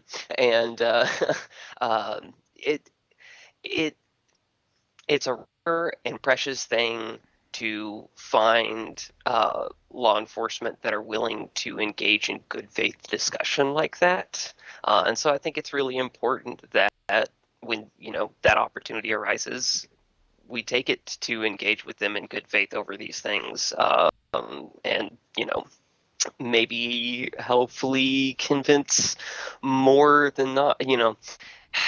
One of the main issues with really well-intentioned people on the police force is that they help give cover for the bad pretty rife in our police force. All the white supremacists and neo-Nazis and shit that are in law enforcement, they have a shield behind really well-intending, good-hearted folks who are trying to protect their community, but wind up getting caught up in this really toxic culture that basically treats everyday civilians as like war zone combatants, and these like lurking threats. Yeah, I mean, To me personally, I don't. I asked him about all of that because it was really, I think that's the real, like, I mean, I tried to take two approaches to it when I had him on. I wanted to talk about how we could reimagine everything, and then also how we deal with how things are now. And because obviously reimagining everything will take a while, and if it ever happens, unfortunately. But I took both approaches, and I think that is a major problem, that police officers are like, even the ones who come at us, like even the ones who are like, I want to be a police officer because, I want to help people. And, the young person going into police academy with these like ideals that I'm sure this is not the most people, but like someone like the guy on the show who like, I bet he was one of those types who was like, I'm going to go in there and like, actually help people. Still, we heard from him, and even with his more progressive leanings on certain things, not where I think it matters for a cop, but he referenced how he's a Bernie supporter, which again doesn't help in the work you do as a cop, but in the immediate, right. But even he was like, I gotta watch out. I gotta always be on my guard. Always, look around and worry because people, are out for cops. It's like, no, that's a problem. You shouldn't be thinking like that. I mean, listen. Literally anyone could be killed on the street at any moment. Yet, literally anyone is not walking around, in fear of that. And I mean, yes, I will. Agree that being a cop probably puts you at more of a threat of being a victim to that sort of random attack. However, more of a threat of like a 0.01% of a threat is not that much. You know what I mean? Like even if it's like 10 or 20% more, it's still not that much. If we're talking about 10, 20, 30% more of like 0.01%. You know what I mean? Think about how many cops are attacked randomly in a year. It's like double digits across the whole nation. I mean, I'm sorry, that's not enough for you to treat every single person you come across every single day of your entire career as a possible enemy combatant. I'm sorry, it's not. It's just not. No, it's not. It isn't. You're right. And there's other jobs that are far more dangerous. Besides the fact that it's exactly that kind of attitude that makes police officers' job more dangerous. Like the fact that they are on edge, ready to escalate things in a heartbeat. Does not make the situation more safe for them, does not make the community more trusting of them. And, I'm curious how many fewer random cop attacks there would be of the already very few that there are if, police executing people in the streets was a less common thing. I don't know. Right. Right. I mean, they don't make it any easier for themselves. That's for sure.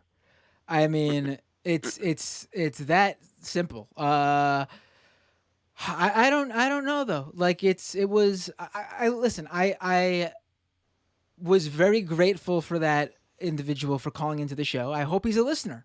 I would love to have him call back in again. I think it's eye-opening and important to have those conversations, and I do actually have respect for people who have those type of conversations. I mean, anyone. Like I've said it on the show before when I've had right-wingers on this show before. Like I still disagree with them and think all sorts of things about them, but you engage in debate, and there's a certain respect I have for you because you're willing to engage. And so I will treat you Agreed. during that debate with that respect in Mhm. order to carry out that conversation. It doesn't mean I respect anything else about you, but for calling Right. in and engaging that conversation, I respect that. So I don't, I can't just like someone calls into the show, I can't just be like, "Fuck you, buddy, you're a piece of shit." That's not gonna. That call will be over. Right. That call will be over in 2 minutes. Not even 30 seconds. You know. Right. Yeah. Um, and yeah, if he, especially if he's listening now, again, like I want to express thanks for him calling in, and like I hope he does call in again, and like continues to engage with folks in good faith conversation about that sort of thing, so that we can all learn. But also, hopefully, maybe he'll see that there are other jobs that he could do a lot more good with and put a lot less lives at risk, including his own, and including that of his community around him. And that's, kind of conversation I try to have with the cops that I personally know. Though I get a little paranoid sometimes about like the way that channels I try to communicate with them on that. Like I would hate for them to wind up in hot water with their, cop culture because they're having these conversations with somebody from the left, or and They need have to. have They too need to stand up, and I mean, that part I wouldn't worry about. You know what I mean? Like well, I mean, that's got to break through. they, That's got to break through at some point. yeah, I mean, I'm not worried about things like them just like getting fired, but like getting hurt, getting physically hurt, because it's not, you know, um, non-existent, that kind of like internal police violence when cops aren't towing a cultural line. Well, that has to be rooted out, And because that's right yeah. there. When you got that, Hmm. that jock locker room mentality. That's no good. Um, Yeah. Thanks for the call. I always appreciate it. One of Yeah, my thanks favorite for call. Always calling with something, some interesting news story or some great topic to discuss. Always appreciate when you call in. Oh, thanks, Matt. You have a great one, and I look forward to the rest of the stream. Take care. All right. Let me see who else wanted to call in. We got uh we got like 3 people waiting. Whoever calls in first gets it. Here we go. We got a caller. You're on the air. You're gonna have to shut off the live stream and listen to the Skype call. Hello? Hello. Hey, what's your name? Where are you calling from? Can Hello. you hear me? I can hear you. Yeah. What's your name? Where are you calling from? Oh, Rich from the Bronx. Hey, Rich from the Bronx. Fellow New Yorker. How you doing, buddy? I'm here, man. I catch you. I'm a new I guess subscriber. I caught your Twitter lives, and then I found you on YouTube, and I was like, oh, this is something new, like another side. I caught the WW the wrestling thing, Bobert and everything. Oh, you came So I from was that like, show, right? okay, this is something new. That's awesome. Yeah. That's And I really was like, cool. okay. And so yeah, I'm just gonna be quick. I just a little rebuttal to what the previous caller was speaking on, just as as a a black and Latinx person. I don't think there's any good apples in law enforcement. I agree. I agree. Just I know it's hard for people who have friends in law enforcement. I know a few people. I'm not really friends with them anymore, but people from like high school and college who became cops. yeah. And I mean, they could be good people outside of the, with their family and with the people they know. But by putting on that uniform and not doing anything to stop that culture, or speaking out against it, or stopping their fellow colleagues when they step over the line and do something, then I agree with that. I mean, you're not a good apple just because you're not taking part in it by like actively, like you're just because you're not beating the guy with the baton, you're standing there. That doesn't make you the good guy. Like you have to speak out and do something if you actually want to be Mhm. that, to make a change in that area. And the crazy part is, at least for me, I've been dealing with law enforcement since 15, the age of 15, and all the, and the interactions were illegal. You know, Right. they had no right to search, or, for instance, when I was 15, the first encounter was a officer illegally interrogating me about something one of my friend peers did, without any permission from my parent, Right. and I know people. I have family members that are NYPD, they're retired NYPD. People I know, because I'm an artist. I know a guy couldn't cut it as an artist NYPD, and like I understand people need to work, and unfortunately in this city, you got a $6 billion at minimum, budget for law enforcement. So if you're looking for work, some people, people got to eat. So I don't knock people for that, but at the same time, it's what's going on? What are we gonna do? We had 181, black people. We're not even talking about people and the other disenfranchised. Just white people. Police are shooting everybody. It's like, what are we gonna do as a society? Just like 6 billion, and then they got tanks and surveillance. Just, yeah, just, let me wrap it up, but because I could be long winded. But great show.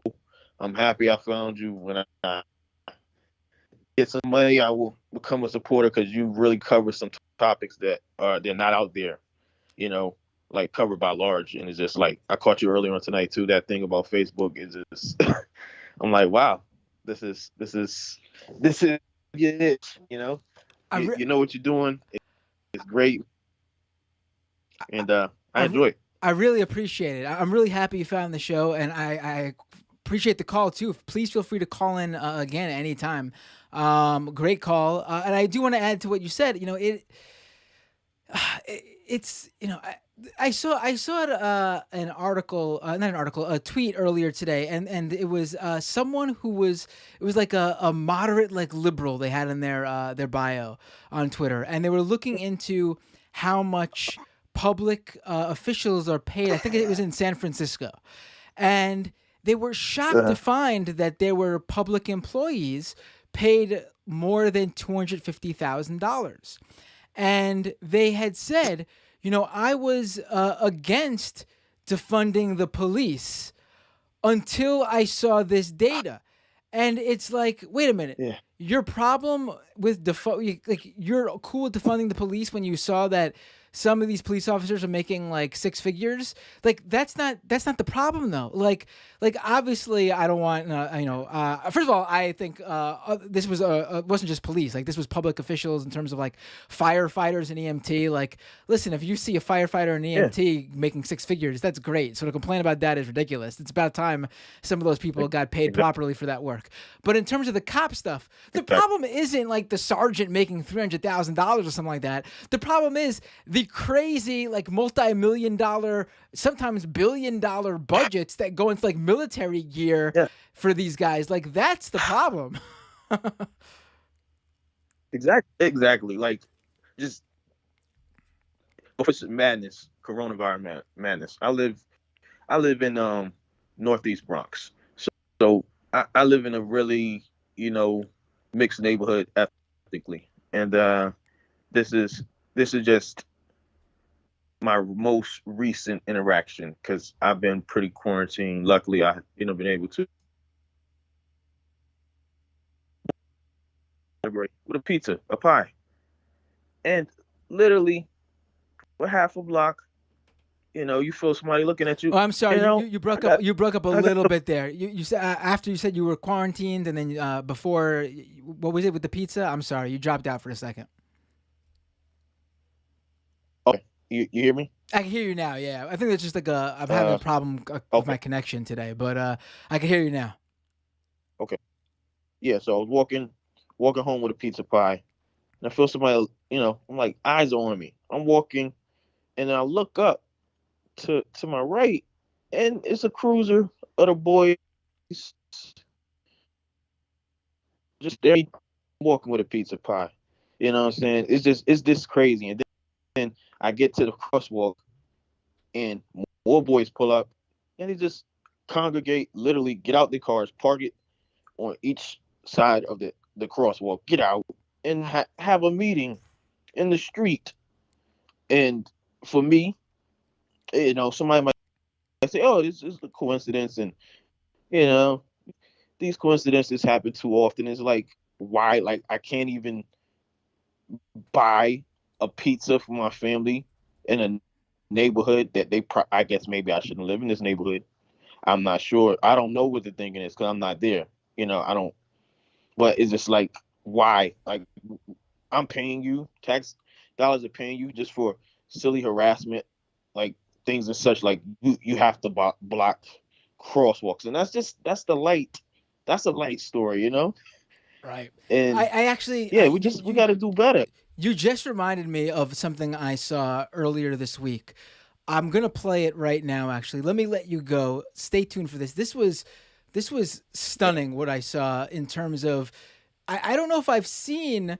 I mean, clearly we've seen really crazy, disgusting footage of how police treat people and how police murder, straight up kill people.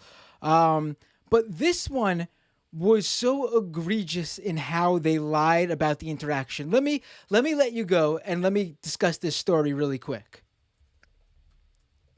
I really appreciate the call. Thanks for Thank you. calling in. All right, so I know there's people on the line too who want to call in. Give me a second here to do this story and then call back in after this story.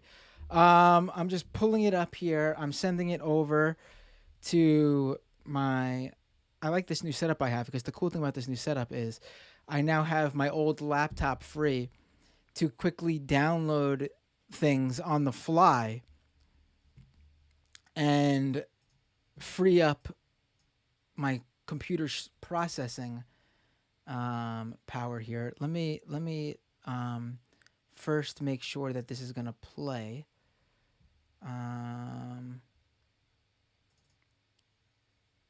One second here.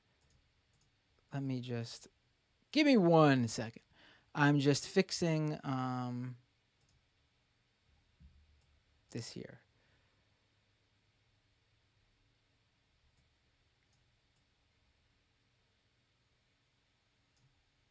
Okay. So let's go back to the 1 second. Ah, my bad.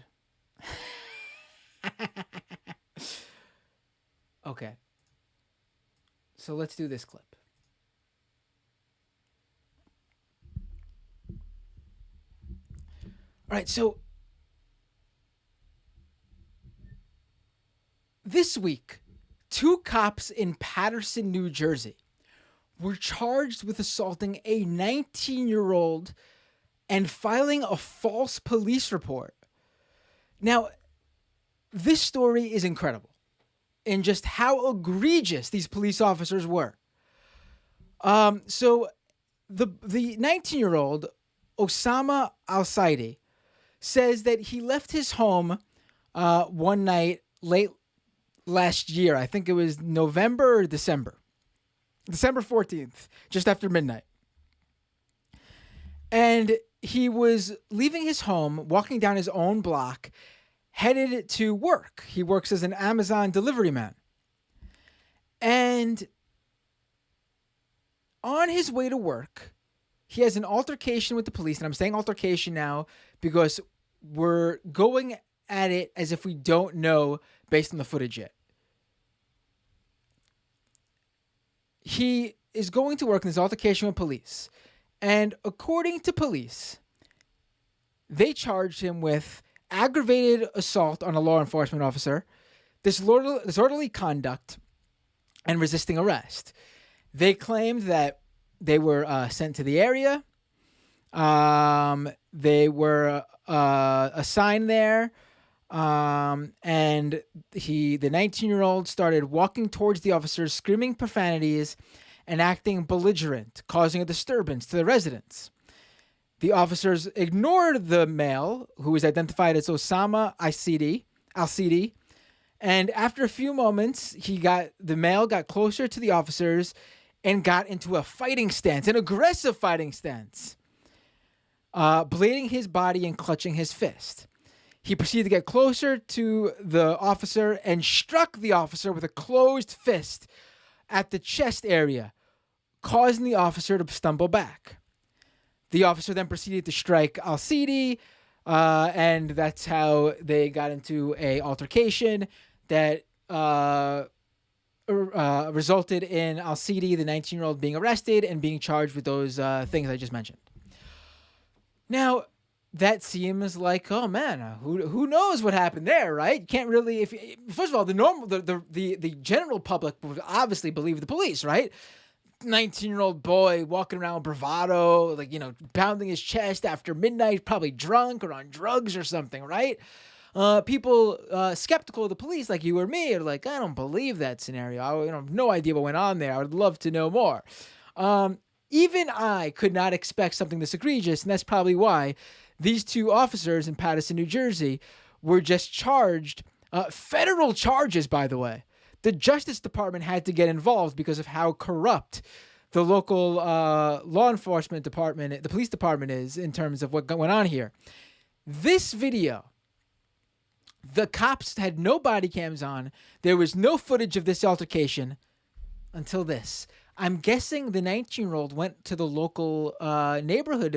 Remember, he lives on the block, and started asking around, "What do you have ring footage? Something like." He got security camera footage, and I am telling you, you will never see something so egregious in terms of just how much they lied here. And this 19-year-old was facing these charges. These charges were dropped, and this federal investigation happened only as a result of this footage I'm about to show you. If this footage did not exist, this 19-year-old's life would be ruined because of these cops. Watch this footage. It's just stunning.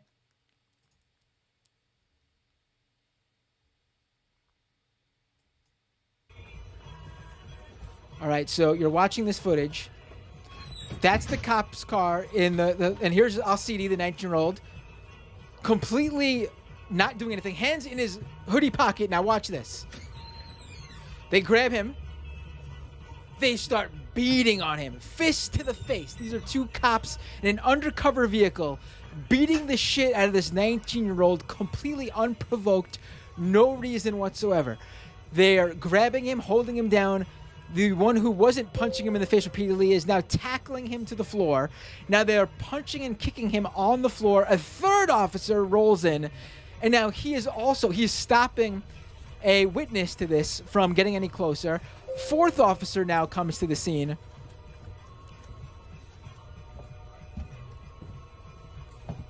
Just stunning. So to just go back here, we see in the footage here, the cops roll up, block off this boy's path, this 19-year-old's path. He's completely shocked, taken by surprise. His hand's still in his pocket, though. The cops accost him, go right up to him. They get in his face. He never moves towards them. Remember, they said he came at them, cursing and screaming at them in a fighting stance, and then he punched the officer in the chest first. His hands never leave his pocket before this cop starts punching him repeatedly in the face, and then they tackle him to the floor. Now, unfortunately, while two of these officers have been stripped of their weapon and are facing federal charges, the 19-year-old Al-Sidi said that there was actually one of those third officers actually assaulted him on the way to the precinct when he was cuffed. Unfortunately, there's no footage of that, and it seems like that officer is not getting charged with anything and is getting away with it. But after that person just called in, that caller from the Bronx, to tell me his experience just walking home with the pizza pie, it made me think of this case. These officers were just charged this week, federal charges from the Justice Department. You would have never seen this happen. You would have seen this 19-year-old stuck with these false charges, these fake trumped up charges because the cops filed a false report to this day if it wasn't for this footage. Unbelievable. I mean, not unbelievable, completely believable. Just so disgusting that I guess I was just looking for a go-to word to voice my disgust and my shock and outrage.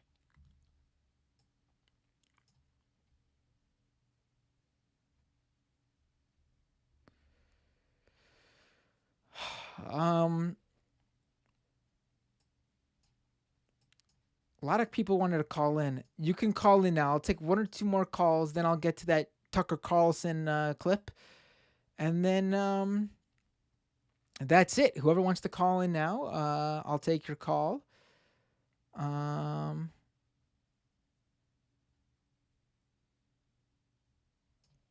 Oh, we got some super chats. Let me read those while we wait. Peter Low Frequency with a $10 super chat. My California-based brother and Chinese sister-in-law are adamant about their 5-year-old wearing a mask at all times in public. I get sick to my stomach imagining Tucker Carlson fans trying to approach them.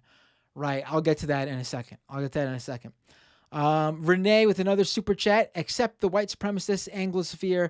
Let's for a united front with the Pommies and the Yanks. 2 callers calling in now. Let me take your call. I think this is Chris. You're on the line. What's your name? Where are you calling from if this isn't Chris? Yeah, just like Matt. It is Chris. Hey, Chris. How you doing? Matt, I'm doing good. How are you? I'm doing great. What would you like to talk about today? I want to jump off the horrible cop stuff. Talk about something that's been upsetting me that I think is kind of not important, but kind of important. Elon Musk is going to host SNL. So... Oh, it is important. I think it's important because people... It is important people for a lot of reasons. People are going to see him. And just like SNL and Jimmy Fallon and all these fun-loving talk shows helped humanize Donald Trump, they're going to do the same with Elon Musk, this billionaire who is clearly off his rocker in terms of what he thinks and believes. He supported a coup in Bolivia for the lithium there that helps power his whole business, really. Tesla. Yes. Yep. You couldn't do it without coups. Right. You have this this billionaire who is has previously put out falsehoods about COVID-19 when it was at its worst, downplaying it during the early months in March and April of last year, saying how it's going to come and go. And it just got literally from the day he said that going forward, it got exceedingly worse. I mean, there's so many things wrong with him. Like he shot a car into space just to impress us. Like it's going to be like he's sullying the not so good name of SNL. Like I love SNL. Like SNL's produced it's produced some good comics. Like you can say whatever. Like it's not bad. Listen, if you like it, SNL, if you like it, I respect that. No problem at all. But what I'm not so worried about SNL's brand or anything like that. No, me neither. I think it's what they're doing. I mean, they've had shitty people on before, haven't they? Had like Steve Forbes, and obviously they had Donald Trump. They've had like Yeah, rich Donald Trump. That assholes was awful. host the show before. Yeah. To me, it's just shitty that they're providing this guy with a platform to endear himself to try to endear himself. To Yeah, try. right. I don't think he's going to endear himself. right to like Hopefully not. everyday people who I forgot the everyday people who aren't familiar with his whole shtick, they're just gonna see this rich guy with a sense of humor, and I think I like him, But maybe he'll be shitty, but who knows? I guess we'll have to wait and see. I don't think he's gonna be good, but he could come off endearing, and that's I don't think him coming off funny is not what I'm worried about. Him coming off as endearing or good-hearted, or having a good sense I'm of worried humor. about too. Yes. But also, it'll be like Mark Zuckerberg hosting SNL. Maybe it'll show that he's just a robot. We'll see. We'll see. Also, I think it's a huge slap in the face to comedians because on top of him being who he is generally in terms of how most people know him, asshole billionaire, he's also a prolific joke stealer, which is a hugely important issue in the it's comedic frowned world. upon it's frowned upon in the comedic world, right? Like this billionaire steals memes created by comedians and like internet pranksters and like meme creators, and he just posts it without retweeting, without giving any credit, and then when he's called out on it, instead of just giving that individual credit, he deletes it. So he takes all the engagement and the likes and the retweets and all the glory that comes with sending that shit out. Because listen, you're probably like, oh, why does he? Who cares? But I mean, if you're a billionaire and you're doing this, he gets a high out of it. Of course he does. There are rich people out there who don't give a shit about that stuff. Like, why does Elon Musk care about fucking pushing memes and shit? And like promoting Dogecoin? It's because he loves and adores. He gets a fucking high out of the adulation from the public. So that's it. He wants to be loved. He wants to be loved. And he doesn't know what's funny. He doesn't know what normal people enjoy. So he's got to steal it from people who are in tune with the public, comedians, because obviously good comedy usually comes from lived experiences, and there's nothing funnier in a sick, sad, dark, demented way than the current state of the world for the average normal human being working living in poverty, or working paycheck to paycheck, or just getting by in the middle class. He doesn't know what those experiences are like, so he's got to steal it from people who do and work hard to come up with their material. And even if it's a easy dumb joke or whatever, they still take the time to put the meme together or whatever. And you have this rich billionaire with all the money in the world could easily just fucking give these people a shout out so they pick up a few hundred to 1,000 followers that's right. Like Elon Musk doesn't even have to pay these people. No, I don't think anyone's asked. I see people jokingly ask for money, but like I don't think anyone's expecting fucking money from Elon Musk to post a shit post or a photoshopped meme that took a few minutes. They want him to give them the credit. And then maybe one of Elon Musk's 10, 20, however many million followers he's got will become fans of that individual. Then they will give that person money. That's right. He just acknowledge the work. Right. He can't even do that. Acknowledge the work. He can't even do that. That's how much respect he has for the average person whose jokes he's stealing. And to see SNL, to me, that's like the biggest, twist of the knife. It's like, all this other stuff is super shitty on a broader level.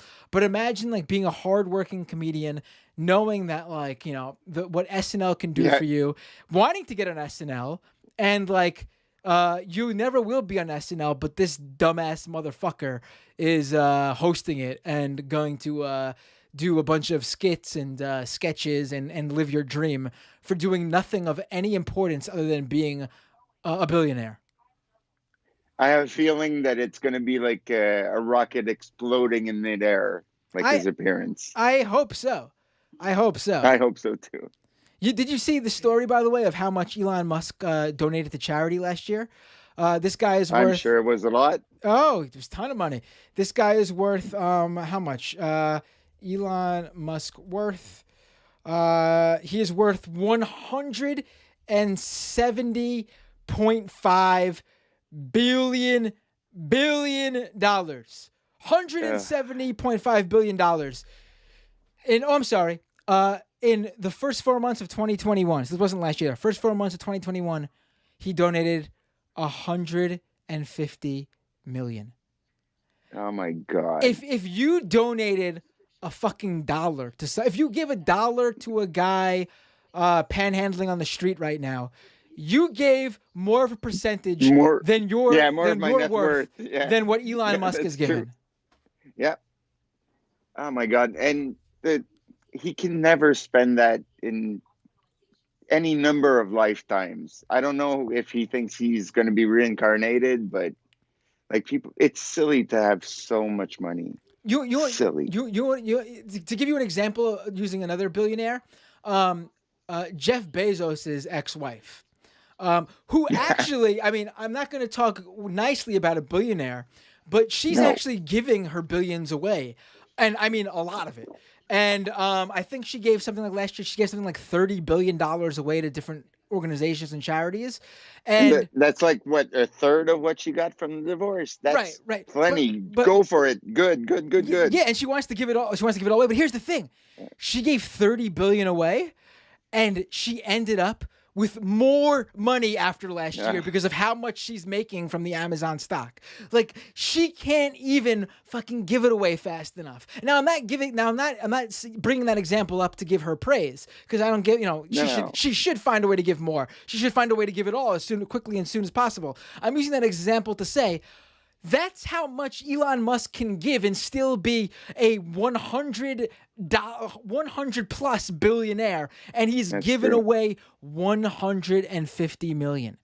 It's insane. If he continues on that trajectory, 150 million every 4 months, he will not have even given a full $1 billion at the end of the year. Just, this guy. Rich people, they suck. Something's got to be done, because you can't have this much money just you concentrated. can't. Listen, it's wasted money. It's inactive money. It doesn't serve any purpose. Like when companies make lots of money, what they're supposed to do, like traditionally how it worked when the country was actually in a boom, and there weren't CEOs making something like 130,000 times what their employees make. When it was like more in line and a little bit more equal, usually companies would make that much money and then invest it right back into the company by hiring more people, because they opened up more locations. Yeah, make more products. Yes, make more. Yeah, but we're not seeing even that anymore. Nope. Because obviously, capitalism never is satiated. It will always want more and more. So even when you get it to a point like the era I'm talking about, it'll always say, how do we maximize those profits? So even when it's at I don't want to say a good point, when it's at a livable point, profitable point. It will not be at that point for long, because the system, it's inherent in the system to want more and more and more. And that's where we are now. That's where we are now. Capitalism is always about maximum instead of optimum. Right. Like optimum is like the most you can get, but still get profit, but still have employees that are happy and satisfied and can buy your products. But it's always maximalist now. Right. Capitalism can't help itself. All right. Thanks for the call, my friend. That was thanks for bringing that up too. It's gonna make for a good YouTube clip. I wanted to talk about Elon Musk. Dear Elon. Thank you, Matt. Have a great night. Nice to talk to you. All right. My we got a freezing issue here.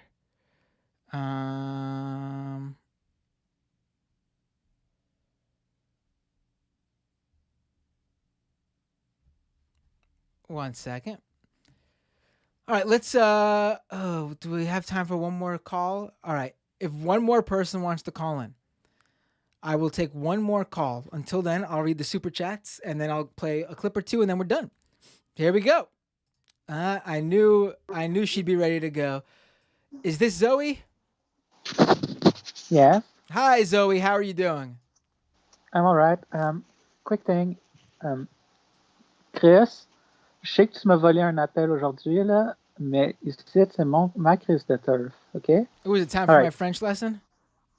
No, I'm just sending a message to Chris. Oh, right. I wanted to talk about like a bit of an obscure movement here in Quebec that I think is kind of fascinating too.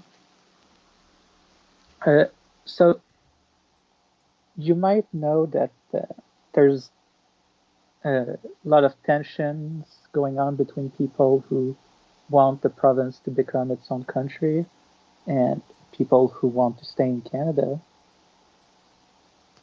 But hello.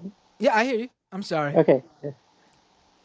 But do you know about Party 51? I don't. What is Party 51? Well, it's a party in Quebec here that's that instead of wanting either stay in Canada or become our own country, to be annexed by the United States and become the 51st state. Well, they have to get in line because they would be Party 52 because DC's got dibs on 51, it looks like. Well, maybe we'll get first. Yeah, so it basically like appeared in '89, just before the second referendum on Quebec independence, and was basically just some guy who wanted to be a part of the U.S. but didn't want to move, I guess. And they actually had 11 candidates during the election of 1989, which is kind of a lot when you consider how crazy the idea is. Mm. And they even managed to get, I'm trying to, 3,846 votes. Wow. With Is that a lot? percentage, it's 0.11% of the province. So this is a pretty small movement, I take it. Oh, it's really not big, but it's just the craziness of it that just makes it like stick out because it's kind of a joke, but there's still people who vote for it. Right. And so it's after, they still run candidates. When's the last time they ran a candidate? Yeah, so in '91 they disappeared, but they actually came back in 2016, if you can believe it. Was it because of Trump? Well, I'll let you guess. Yes. Probably, yeah. Interesting. Amazing. And they had 5 candidates in 2018. Yeah. Wow. And they all And lost. 1,117 votes. Spread across all 5 candidates? Yes. Is that a little bit better than they did in '89? No, it's worse. Yeah, I'm trying to find a percentage. I don't even think there's one because it's so small. Though the craziest is that there's one who got 2.1% of their whole county. So like that 2% of the votes possible. But wait, what? Okay, sorry. I just realized there's a name I recognize in the person who voted. Now who ran. Sorry. Now, I'm looking now. Actually, there is a 51st state movement in like a bunch of countries. There's a movement in New Zealand to become the 51st state of the United States. That's Yeah, I guess crazy. I gotta look into this. This could be a thing. This should be an episode of its own. The 51st state movement around the world. That's crazy. I mean, there are countries where I see it and that it makes sense. Even ones that are, that seem a bit out of the general territory, but like for example Guam, uh, but well, uh, yeah. but New Zealand. What? Uh, Thanks for the call, Zoe. Always love when you call in. Yeah, no problem. Have a great night. Great night to you too. All right, there was one more caller that called in during Zoe. There was a few more, but there was one who tried to call in during Zoe. Call back in right now. I will take your call, and then that's it for the calls for sure. Let me let them know. This will be the last call tonight. Then I'll play a clip or two, and then that's there we go.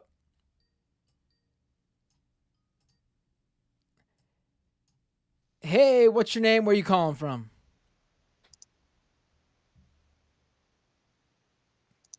Hello? I hear you clicking. Okay. Can you hear me now? I can hear you now. Hi, Matt. How are you? What's your name? Where you calling from? My name's Rem. I'm calling from Baltimore. Hey, Rem from Baltimore. What would you like to talk about?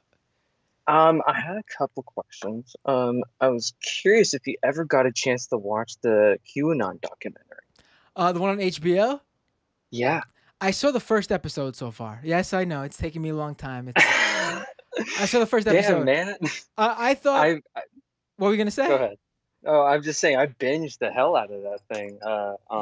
Yeah, I'm not a binge watcher. I've never been for anything really. I'm sorry about that. It takes me a long time to get through things, but it's all good. I've seen the first episode. I enjoyed it. I thought it was very good. Obviously, he spent a lot of time working on this, and that first episode is from years ago. Most of the content is from years ago, so it does have a slightly more, I guess, unserious tone to it. Do you know what I mean? Sort of like so sometimes there's a lot of humor in there, which I'm not saying anything about the humor. Obviously I think that's important to actually engage people and get them to understand the gravity of the situation. But I mean, I think like at this point, QAnon is not too serious of a movement where we are in the documentary in that first episode. So there's not as much weight put to what's going on yet, which makes it like sort of a fun, sort of light-hearted watch in that first episode. Obviously, it gets really, really good. It's gonna blow you away. I mean, it's right up your alley.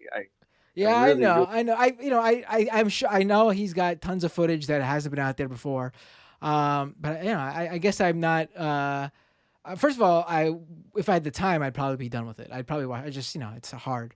For sure, you're busy. I understand. No, I don't mean I'm more busy than anyone else. I just mean, unfortunately, with kids, my TV viewing habit is secluded to basically when they're asleep. And sometimes I fall asleep when they fall asleep, and then I wake up very late and there's no time to watch TV, or they go to sleep very late and I don't, but I just don't have much time to watch anything.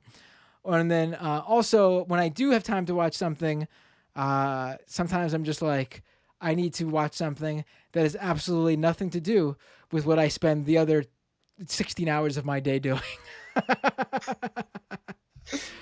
It's so crazy how long he's kept this from the public, and he had to. He was kind of like semi undercover, and he was kind of being neutral in a way, but he ended up being really good friends with the guy who created 4chan.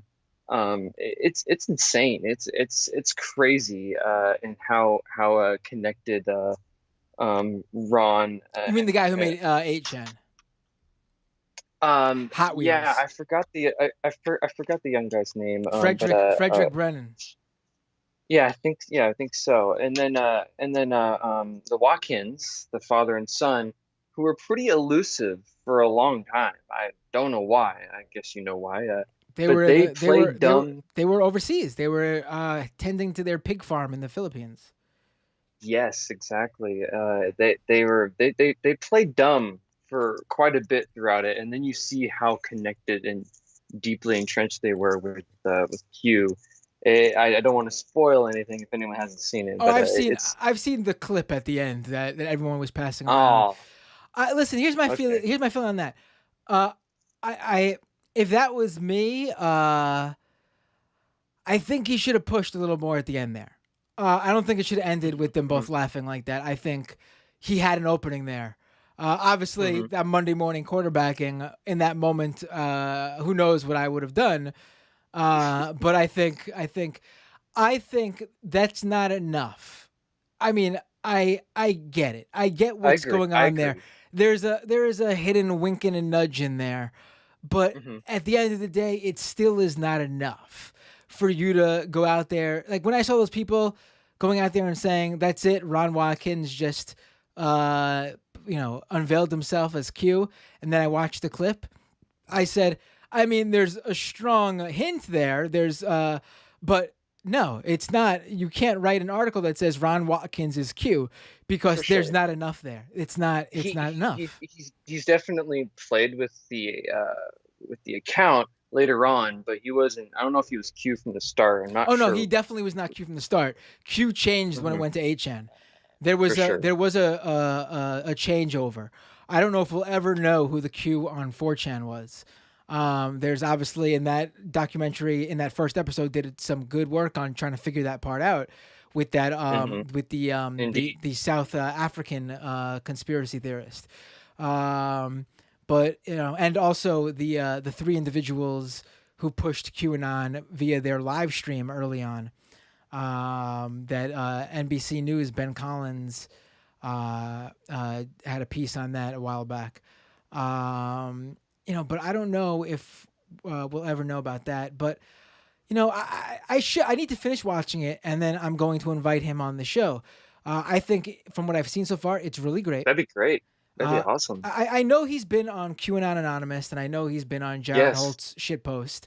I haven't listened to those episodes. I don't know if they, Oh, it was great because the QAnon Anonymous, they were in the documentary as well, right, a couple times.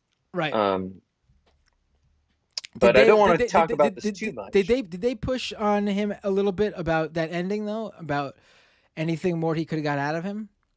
I don't remember because I was as soon as I finished watching the documentary, I jumped on their their podcast episode. But it was incredibly more interesting. It was more interesting. You get more information and how he was feeling and how he kind of made friends with the guy who made 4chan and he 8chan. kind of felt bad for him. 8chan. Um, but yeah, I don't want to talk about this too much. But I'm really curious if you can ever get Robert Evans on your podcast. Oh, Beyond the Bastards, Robert Evans. Yeah, I listened to his show Behind the Bastards quite a bit. He's just a very in-depth person in the far right, and he's targeted by some of the far right sometimes. But he's just and he works at Bellingcat, and they do great work. Um, he's just an incredible journalist, and I think you two would get along. Right. I've seen stuff. He does good work, and so he works for Bellingcat, right? Hmm. They do good work on the far right for sure. I'm a little bit skeptical about, and again, I separate the work they do on the far right with the other stuff. But there's as a leftist, there is a certain coziness some of these outlets who cover the right have with the state that I'm uncomfortable with, and Yeah, Bellingcat is one of those outlets. some people have alluded to that whenever I bring them up. They get kind of like they're dumb. They do exactly what you just said. But then I realized that they have a feud with the Gray Zone, and that's the kind of area that Jimmy Dore is in somewhat, where he has some Gray Zone people on. Right. Yeah. I mean, So I know some of the Gray Zone people. I've had Aaron Mate on this show. We debated Russiagate because I think he downplayed it too much. Although I also agree that it was overblown. There's a middle point between how the mainstream media covered it and then just saying it was a complete like it was all just bullshit. I mean, there's a middle point, sure. a very legit middle point there. I had him on the show and we had a debate about that. I do think Gray Zone has done the same thing with Bellingcat, but on the opposite. I think they do great work in certain areas, but then there's certain areas where they they clash eventually. Yes. And they accuse each other of being cozy with I can't think of it, like imperialists or whatever, and then but apparently or Assad apologists with the Gray Zone sometimes. Right. I think I'm not quite sure. I have to look at it again. Right. I mean, I don't think they're quite Jimmy Dore. I think the main issue. I know Jimmy Dore has them on, but the main issue with Jimmy Dore is that he's completely uninformed on the majority of the issues he's talking about. Oh yeah, don't get me started. Yes. I think the Gray Zone people on the work they do that is good. They know what they're talking about. That's why I think. Listen, I think the Majority Report family, Sam Cedar, Emma, who I love, Matt Leck, Michael Brooks especially, and myself. We one of the things that I think, and working there in my early years is what instilled this in me. I think we are able to find that line in the middle where we don't cross over, where Bellingcat crosses over and becomes and like delegitimizes itself with certain people, and same where we don't the opposite side doesn't go too far and delegitimize themselves with certain people. I mean, you can certainly cover these things without falling into that trap. Like, there's no reason to do work for the FBI and the CIA when you're covering the right. I don't know Robert Evans particularly takes part in that. I know that I don't think so. He's not a fan. I do remember seeing people criticize his work when he was overseas. I don't know the details behind that, so I can't form an opinion if that was bullshit or if there were points made there. See, that's probably why you should have him on and talk about all this stuff. Yeah, that's a good point. Obviously, not to start a fight, but right. I don't know. I guess every journalist isn't perfect, and not that I want every journalist to be perfect. We're human after all. We're all flawed in some ways, but I can't help it. He's just no. Listen, I know Behind the Bastards gets a lot of great attention, and I mean, it's funny as hell. It's really, really good. Good stuff. Very interesting stuff. It has the iHeartRadio machine behind it, though, doesn't it? Oh yeah. They definitely him and his friends are kind of they're not too thrilled with it, but I guess they found like I don't know. I'm not sure why they went with iHeartRadio. I mean, I'm saying this as someone who, if I went on iHeartRadio, I would have this same opinion. They should be thrilled with it because I can tell you they probably would not be as big as they are without iHeartRadio promoting it. Because there's not that many shows that are as big as there's not that many indie shows that are as big as Behind the Bastards. I could think of like Chapo Trap House, True Anon, Come Town. I honestly can't think of that many indie shows with zero backing that get the attention that Behind the Bastards get. And I'm not saying it's undeserved. I'm saying it's just the nature of the beast. If you look at the Apple Podcast charts and Spotify charts, it's like fucking full of all these major media conglomerates who've decided to take over podcasting. Yeah, of course they had Spotify had to like reach into Joe Rogan's I don't know, clicks and streaming revenue or whatever. I don't know, but Let me tell you, if yeah, iHeartRadio reached out to me and said, "You want to become an iHeartRadio show? We'll put money behind it." Oh, fuck, let's do it. Let's sign. Let me sign the. Let me you sign the. should. let me You should let be me way more popular let me sign the than paperwork. So I wouldn't be complaining, honestly. I mean, I wouldn't change the show. So if that was an issue, then obviously that I would complain about. maybe ads. You're kind of forced to do I ads don't fucking care Ray about that. for Raytheon. That Wait, Robert. they do a Raytheon ad? Well, not that Raytheon supports certain ads or pays for things. I can't remember, but Robert Evans constantly shits on them. So I But do they do an ad? Do they do a Raytheon ad? no, but I'm not sure how they're connected. Like I forget, but they're always doing Raytheon jokes. How they it's really funny. I couldn't do that. I guess that's where I would tap out and say I'll continue to live in squalor and zero For sure, for sure. zero notoriety. I couldn't do it. See, that's why I'd never be a good grifter. I couldn't. I'm not saying not saying they are. I'm just saying. Ouch. I'm just saying I could never. Now he's not gonna. I just blew any.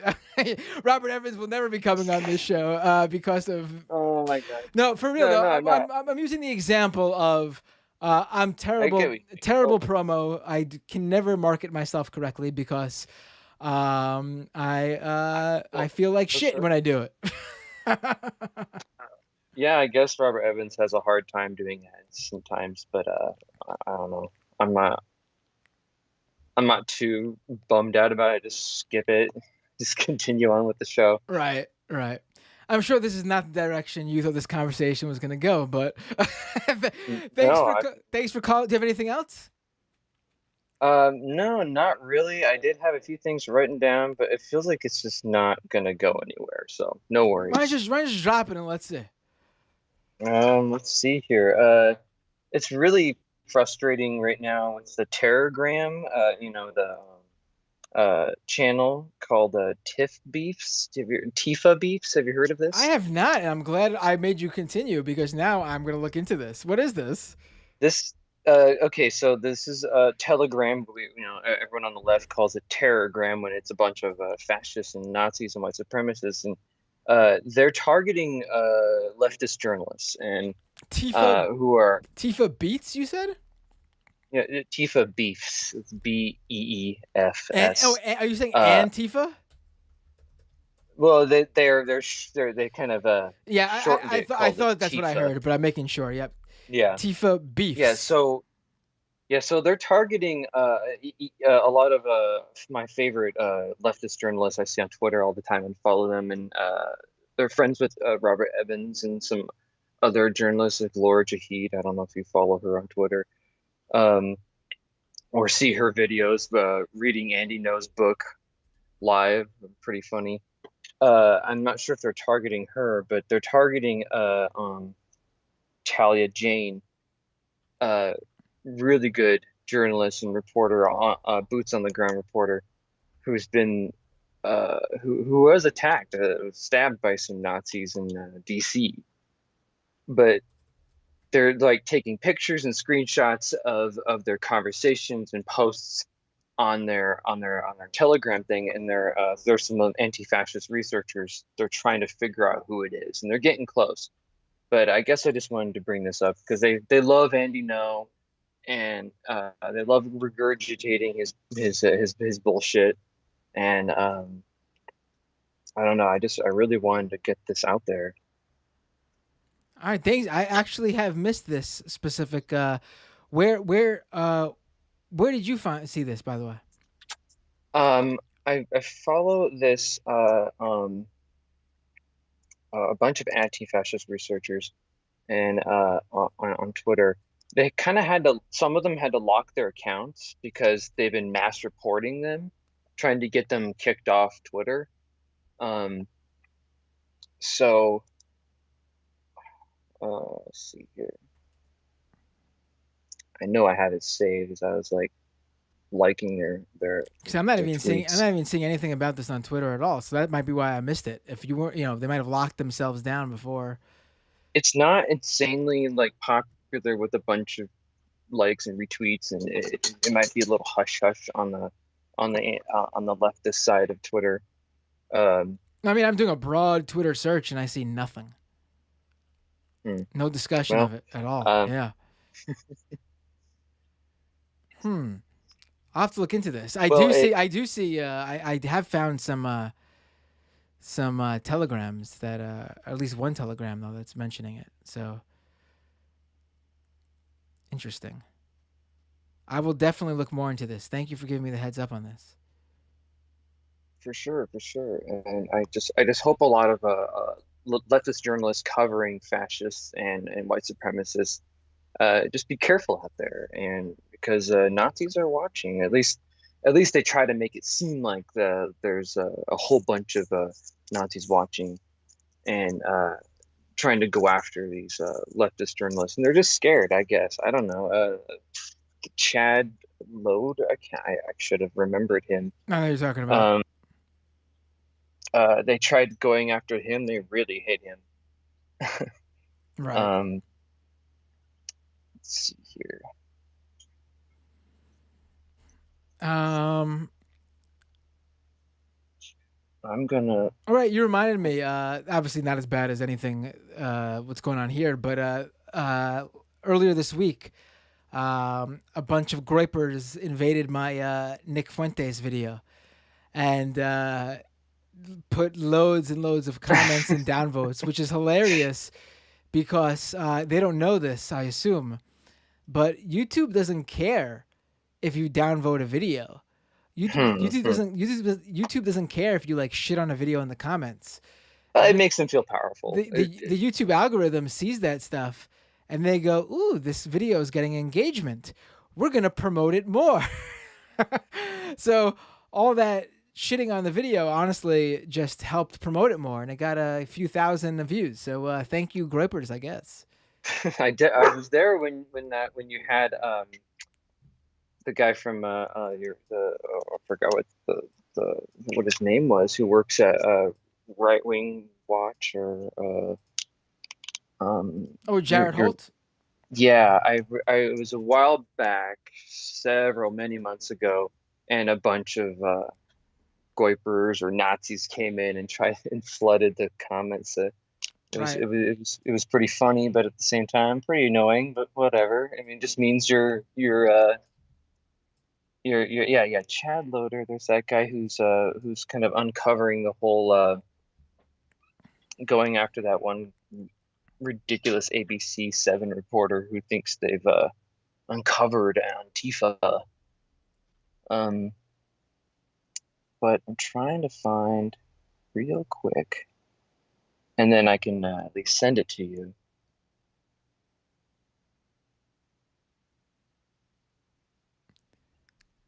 Yeah, DM me what you DM me on Twitter this stuff. I'm gonna look into it for sure. I honestly, I've missed this part, this stuff. You know, it's hard to obviously cover everything, and for sure. I'm going somewhere with this, which is why it's really important for listeners of the show like yourself.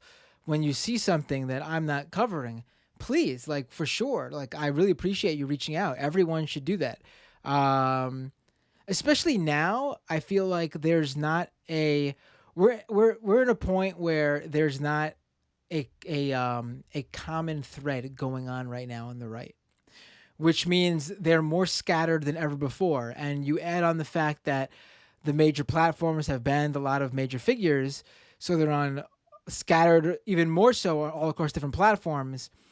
You have it's very hard to track it all. And I think every right-wing reporter who covers the right will tell you that right now. So if you see something, for sure send it to me. Don't assume that I know about it, because even if I do, I might not know that specific thing, and also there's a good chance that I might not know about it in general either. Oh, for sure.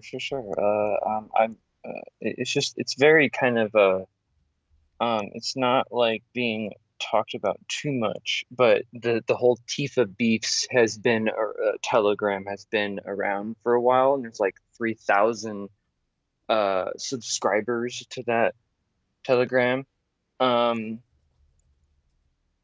Trying and they're sending Can out you a send me? bunch. Can you send me that? Oh wait, I found it. Don't worry about it. Okay, all right, no worries. Cool. Oh, there it Um, is. This is well, the I guy. found the Telegram. Let me know about the other stuff you found though, in terms of any information you saw flying around anywhere, any specific screenshots or anything. Sure.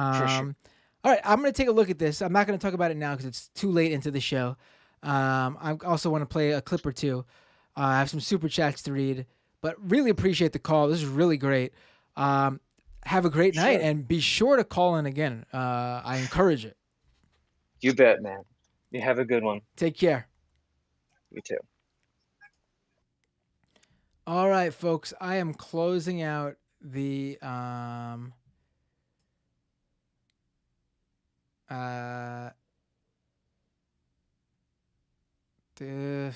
let me see if this person is on. I'm falling.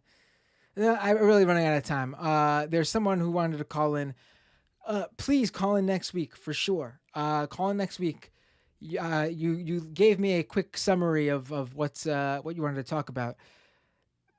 It will for sure still be relevant next week, and we'll talk about it then. That way, we have more time to spend on what you want to talk about too. Skype is now closed. All right, let me play this clip.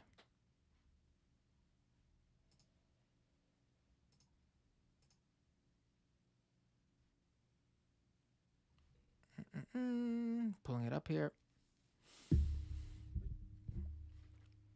Let me see.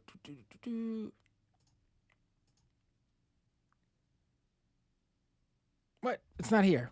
1 second. I forgot to send it over.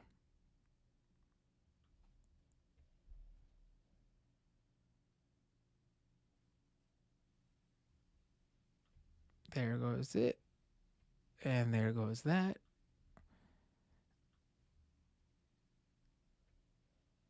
And there goes that.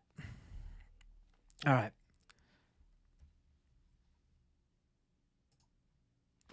So you might have seen this clip going around of Tucker Carlson. Let me reset. I think that's a bad start to the episode. Let me actually give you, because I'm going to clip this for YouTube. Let me give you a tease of what we're going to watch here. Because this is, wait, where is it? Where is it? I'm sorry, ladies and gentlemen. Okay, here we go.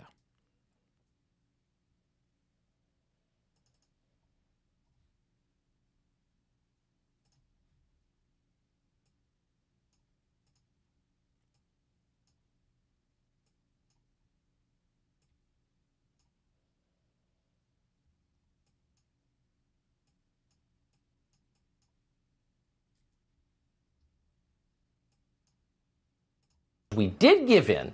This grotesque version of Halloween went on for more than a year, and it's still going on.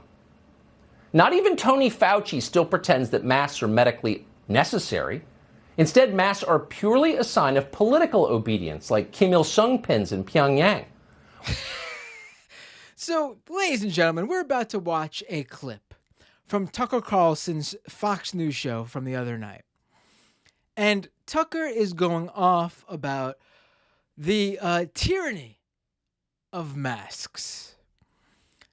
These tiny pieces of cloth that people have had to wear over half their face when going outside or in public places or in restaurants where multiple people are or inside shopping centers or supermarkets or grocery stores, basically to protect other people from the COVID-19 pandemic. And to protect yourself too. That's why other people wear it. You wear your mask to protect other people. They wear their mask to protect you. It's to keep your own spit, saliva, breath, germs off of other people. And I mean, it is stunning that people have such a problem with wearing this cloth over their face. It's such a issue. I mean, it's literally who cares? Like I mentioned early, do you yell at people who wear beanies when it's not the winter? Do you go shouting at people who wear scarves for aesthetic reasons?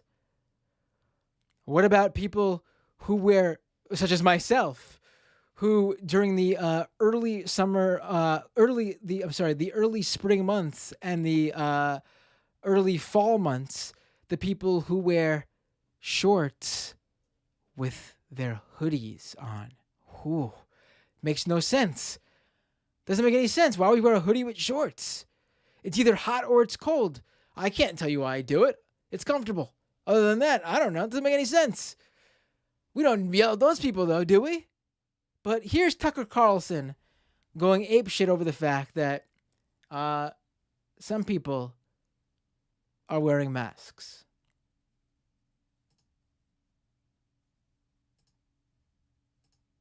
We did give in. This grotesque version of Halloween went on for more than a year, and it's still going on. Not even Tony Fauci still pretends that masks are medically necessary. Instead, masks are purely a sign of political obedience, like Kim Il-sung pins in Pyongyang. We wear them because we have to. The only people who wear masks voluntarily outside are zealots and neurotics. How neurotic are they? Well, we know. A Pew survey from last March found that 64% of white Americans who classify themselves as liberal or very liberal have been diagnosed with an actual mental health condition. And you see them everywhere when you walk down the street in any major city. If you dare to go on foot from Union Station to the Capitol, for example, in Washington without wearing a mask, angry Biden voters will snort at you in judgment. How could you? They're saying from behind the gauze. How could you? That's the question we should be asking of them in return. Well, first of all, again, I mentioned this earlier in a conversation with a caller, but CDC is saying that if you're vaccinated, fully vaccinated, you can go outside and not wear a mask. But they're not talking about if you're like in a busy urban setting. They're not talking about if you're walking down packed streets where people are like less than a few inches away from you. And, you know, you're headed to, like he said, you're headed to an area where, you know, a subway station, for example. That's not what they're talking about. Like if you're outside going for a jog and it's not a densely packed, densely populated area, you can go out. I mean, the CDC doesn't say you should be sitting like sardines outside, breathing all over each other without a mask on outside. That's not what they're saying. So yeah, in a city like Washington, D.C. or New York, where there's a ton of people, maybe you're walking down an empty block and you could take your mask off. Sure. But I wouldn't be like gallivanting in Times Square without a mask on. Also, I wouldn't be gallivanting in Times Square anyway, as a New Yorker. But let's continue. The rest of us should be snorting at them first. They're the aggressors. It's our job to brush them back and restore the society we were born in. So the next time you see someone in a mask on the sidewalk or on the bike path, do not hesitate.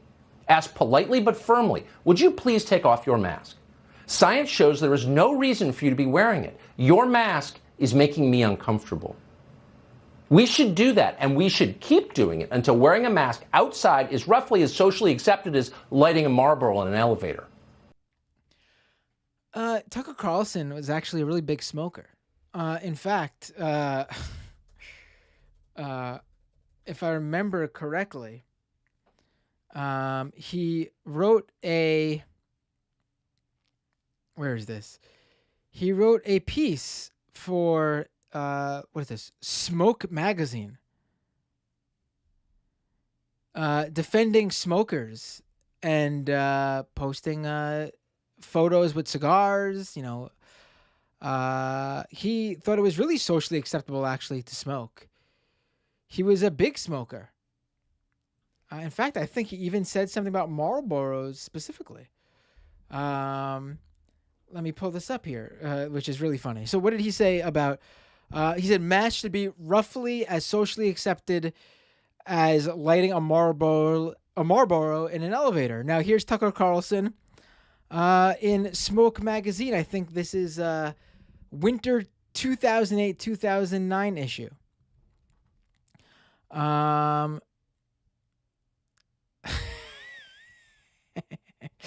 Poor Barack Obama, taunts Carlson. He's in tremendous physical shape according to his last physical exam, but it's considered a deal killer for him to smoke cigarettes.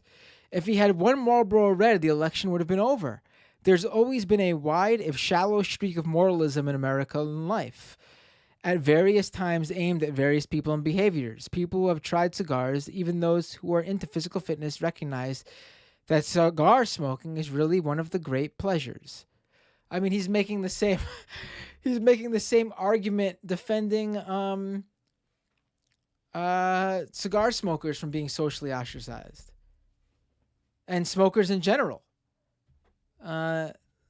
Really funny. But let's continue. It's repulsive. Don't do it around other people. That's the message we should send because it's true. Also, he's being like sarcastic there. He's using probably what he's heard other people say to non-maskers against them by just taking what they say and changing the words around to be against mask wearers. As for forcing children to wear masks outside, that should be illegal. Your response when you see children wearing masks as they play should be no different from your response to seeing someone beat a kid in Walmart. Call the police immediately. Contact Child Protective Services. Keep calling until someone arrives. What you're looking at is abuse. It's child abuse, and you are morally obligated to attempt to prevent it. If it's your own children being abused, then act accordingly. Let's say your kid's school emailed you to announce that every day after lunch, your sixth grader was going to get punched in the face by a teacher. How would you respond to that? That's precisely how you should respond when they tell you that your kids have to wear masks on the soccer. Honestly, sounds like someone who was punched a lot in the face after lunchtime in the cafeteria. I feel some real projection coming on here. Field. That is unacceptable, it is dangerous, and we should act like it, because it is. But too few of us have responded like that. Right, too few of us have responded like that because it sounds a loony. It sounds crazy. And to speak specifically, I wanted to leave this to the end so I had a little bit more time to talk about it. What he's saying specifically about the kids wearing masks thing is totally a tip of the hat to QAnon believers. Conspiracy theorists who are obsessed with child trafficking, a thing that's obviously horrible, but not what they actually focus on. They talk about non-existent child sex trafficking instead of actually focusing on what organizations who actually really do combat this stuff say. They make up nonsensical fake child trafficking like the global satanic cannibal cult made up of Hollywood and Democratic members who are trafficking children all over the country and all over the world in order to suck their blood for adrenochrome in order to invigorate their skin. That's the type of child trafficking they're talking about, the fictional stuff.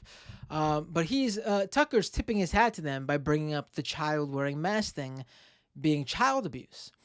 And the reason what he's talking about, I should say, is QAnon believers think that child traffickers have been taking advantage of mask wearing by forcing the children they traffic to wear masks. And they believe that the masks cover up physical, emotional cues from children who are being trafficked, and thus they can't be saved, which is completely bullshit. I mean, children aren't trafficked in that way. Or a very small, minuscule percentage of children are trafficked in that way. The majority of child trafficking in this world is actually runaway youth. And many of them actually do this willingly, still illegal. Them having sex at this age is rape. and what those people who find them and do these things to them, rape them, should be held to the full extent of the law.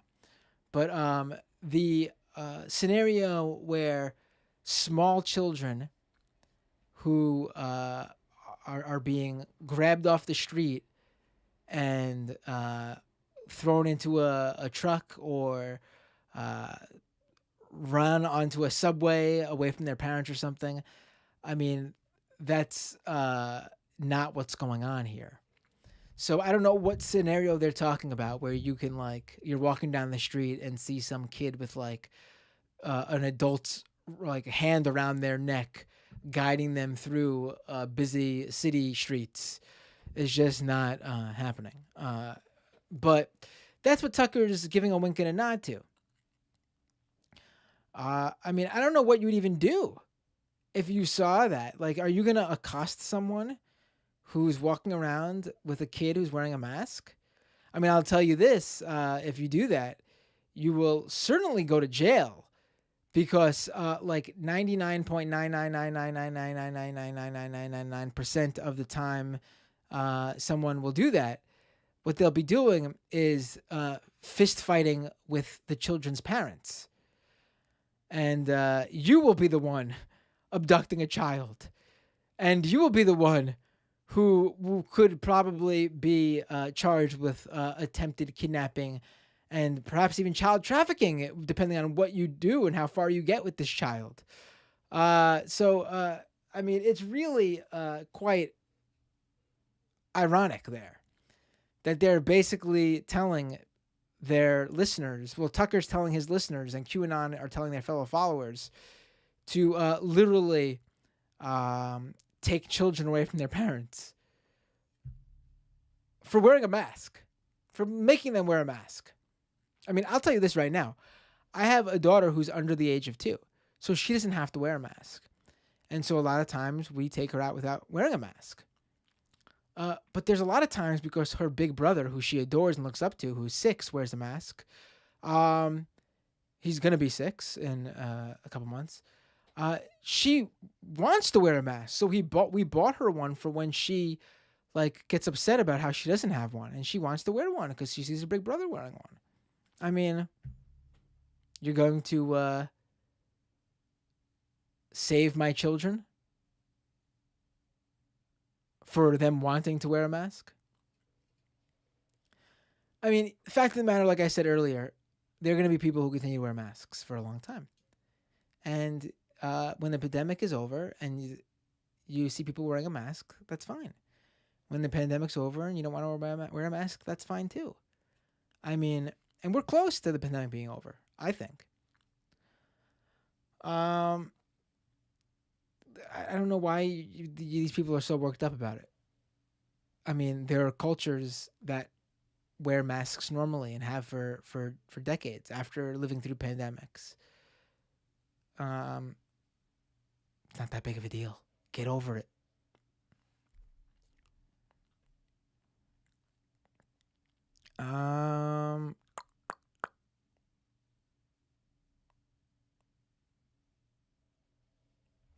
Let me read some super chats. Let's finish up with some super chats. Renee, the NFL and right-wing libertarianism are mostly fumbles too. Damn cute 92 with a super chat. Pepsi Matt, Pepsi, total beta move. Coke is the only valid choice. Well, I got something to tell you.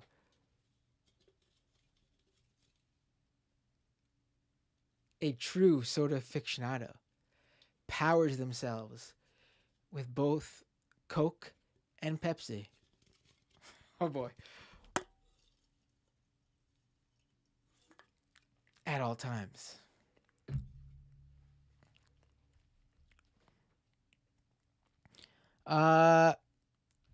Max Smart with a super chat.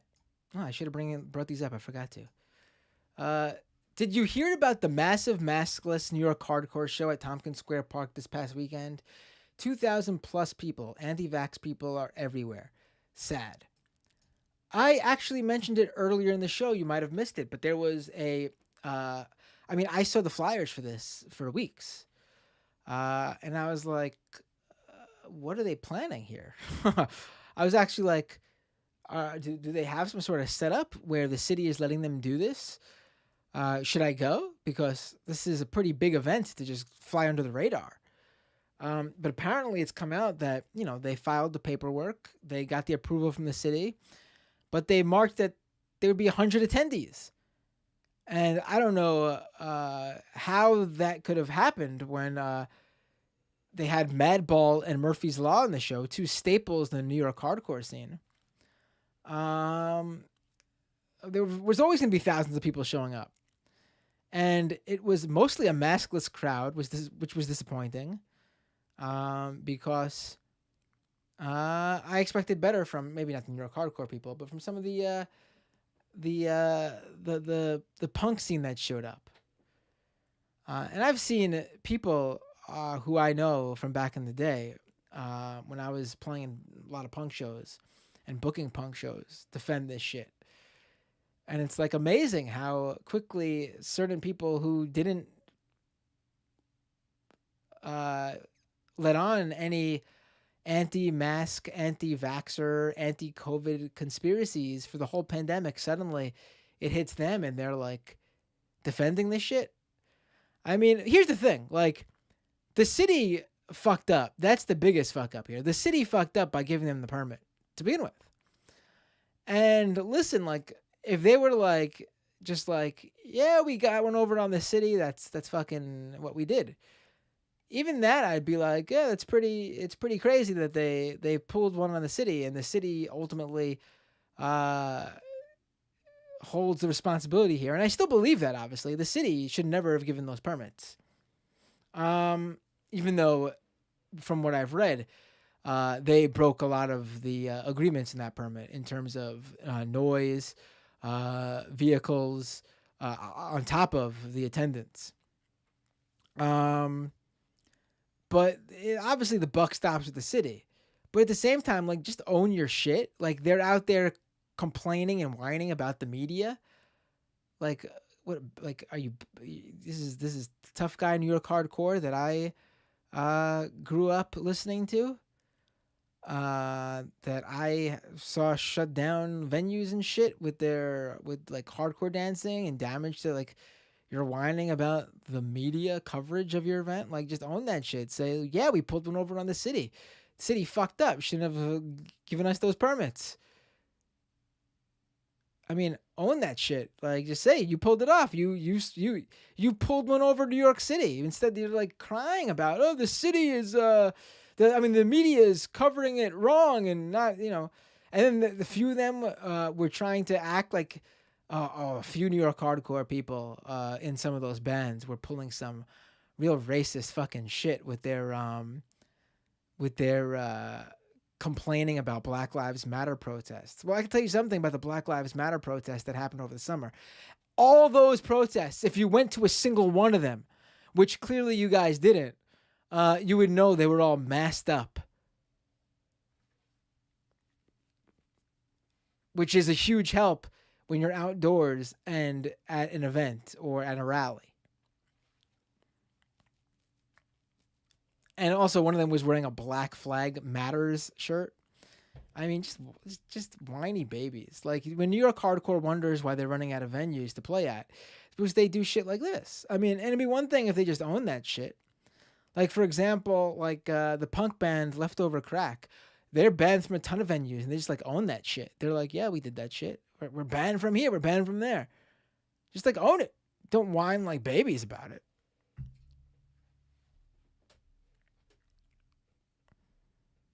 I mean, that's punk, right? That's fucking what it's all about. Don't whine about the media coverage, the unfair media coverage. I mean, it's not surprising to find out if some of these New York hardcore guys were MAGA. Same fucking shit I heard or for the past years. I heard defending their shit from this past weekend.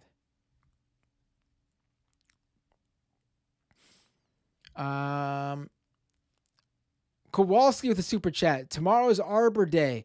Plant a tree for all the world. Thank you, Kowalski.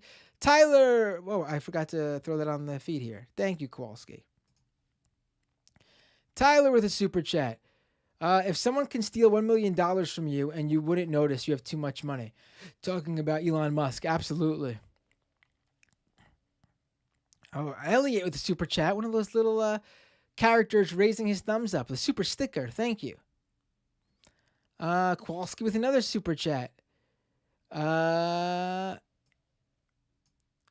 Face hugger aliens can't get enough. Face hugger aliens can't get through mass, Tucker. Right. All right, folks. I think that's it for this show. I think once again, I was like, yeah, I'm not going to give you guys over 3 hours. All the fucking time I do this shit. I give you guys so much. And I love, you deserve it. You deserve it. But, man, we really need to get some new patrons. It always happens. We hit a roadblock and everything slows down for a bit. It's all right. We'll get through it.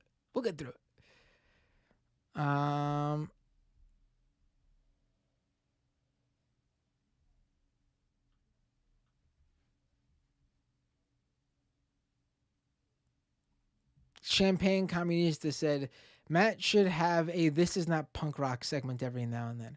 Right. You want to hear my this is the deal. First of all, it's punk to fucking care about the people around you. But if you're on the opposite end of that spectrum, it's punk to fucking pull off some shit like they did and not fucking care about it and whine about it. I mean, you own it. Hell yeah, we pulled one over on New York City and held a 2,000 plus attendance show in the middle of a park, fully sanctioned by New York City during a pandemic. Like, at least if they did that, they would have been stupid and wrong in terms of the pandemic, but they still would have fucking had that that old school punk New York hardcore bravado of, fucking shit up. And instead, they whined about the media coverage and started shouting out racist Trump MAGA talking points about how, why were the Black Lives Matter people able to protest? It wasn't even just that. I think it was the singer from Murphy's Law going how they were looting and rioting over the summer and no one stopped them. Fucking straight out of the Trump MAGA playbook.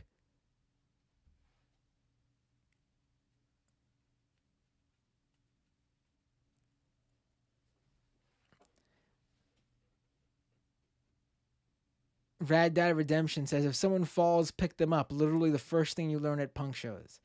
Well, right, but, that's just for physically falling at a punk show.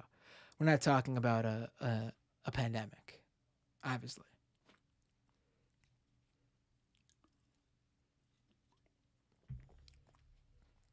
All right, folks. That is the show for today.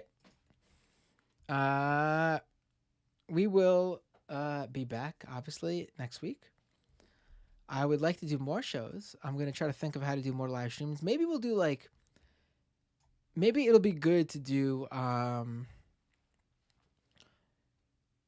thinking about doing this, more shows, but,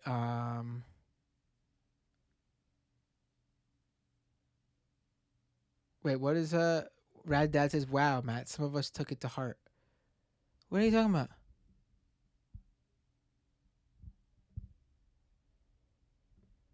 Oh, I have no idea what you're talking about. I'm thinking maybe we should do more shows but shorter. Maybe that'd be better. So I'd be able to cover more daily topics. I mean, this is three hours. What if I did hour-long live streams? The problem there, though, is that sometimes the live stream doesn't pick up until we're halfway through the show.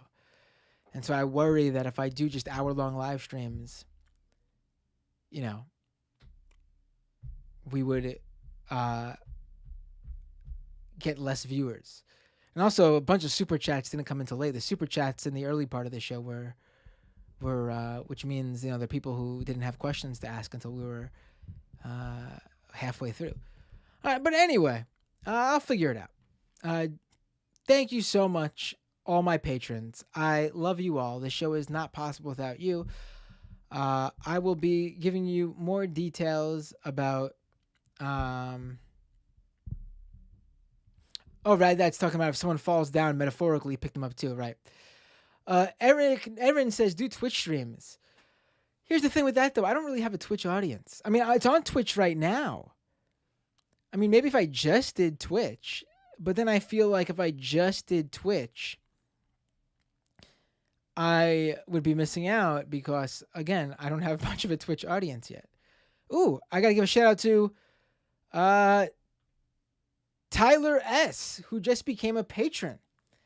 Thank you, Tyler. Really appreciate it. And of course, being that you became a patron during the show, I'll make sure I give you another shout out so you get a shout out on the free half of the next show. Have a good night, everybody.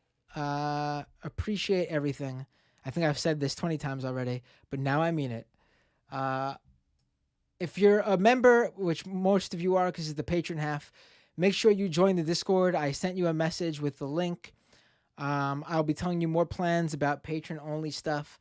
I'm also going to eventually, in the coming weeks, throw out tiers, for higher tiers that'll give you more stuff. Yeah, have a great night, everyone. Take care. See you all next time on Doomed.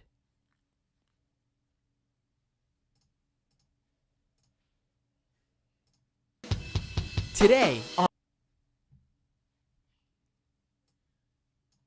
I can't believe I just played the the intro song by accident. Have a good night, everyone.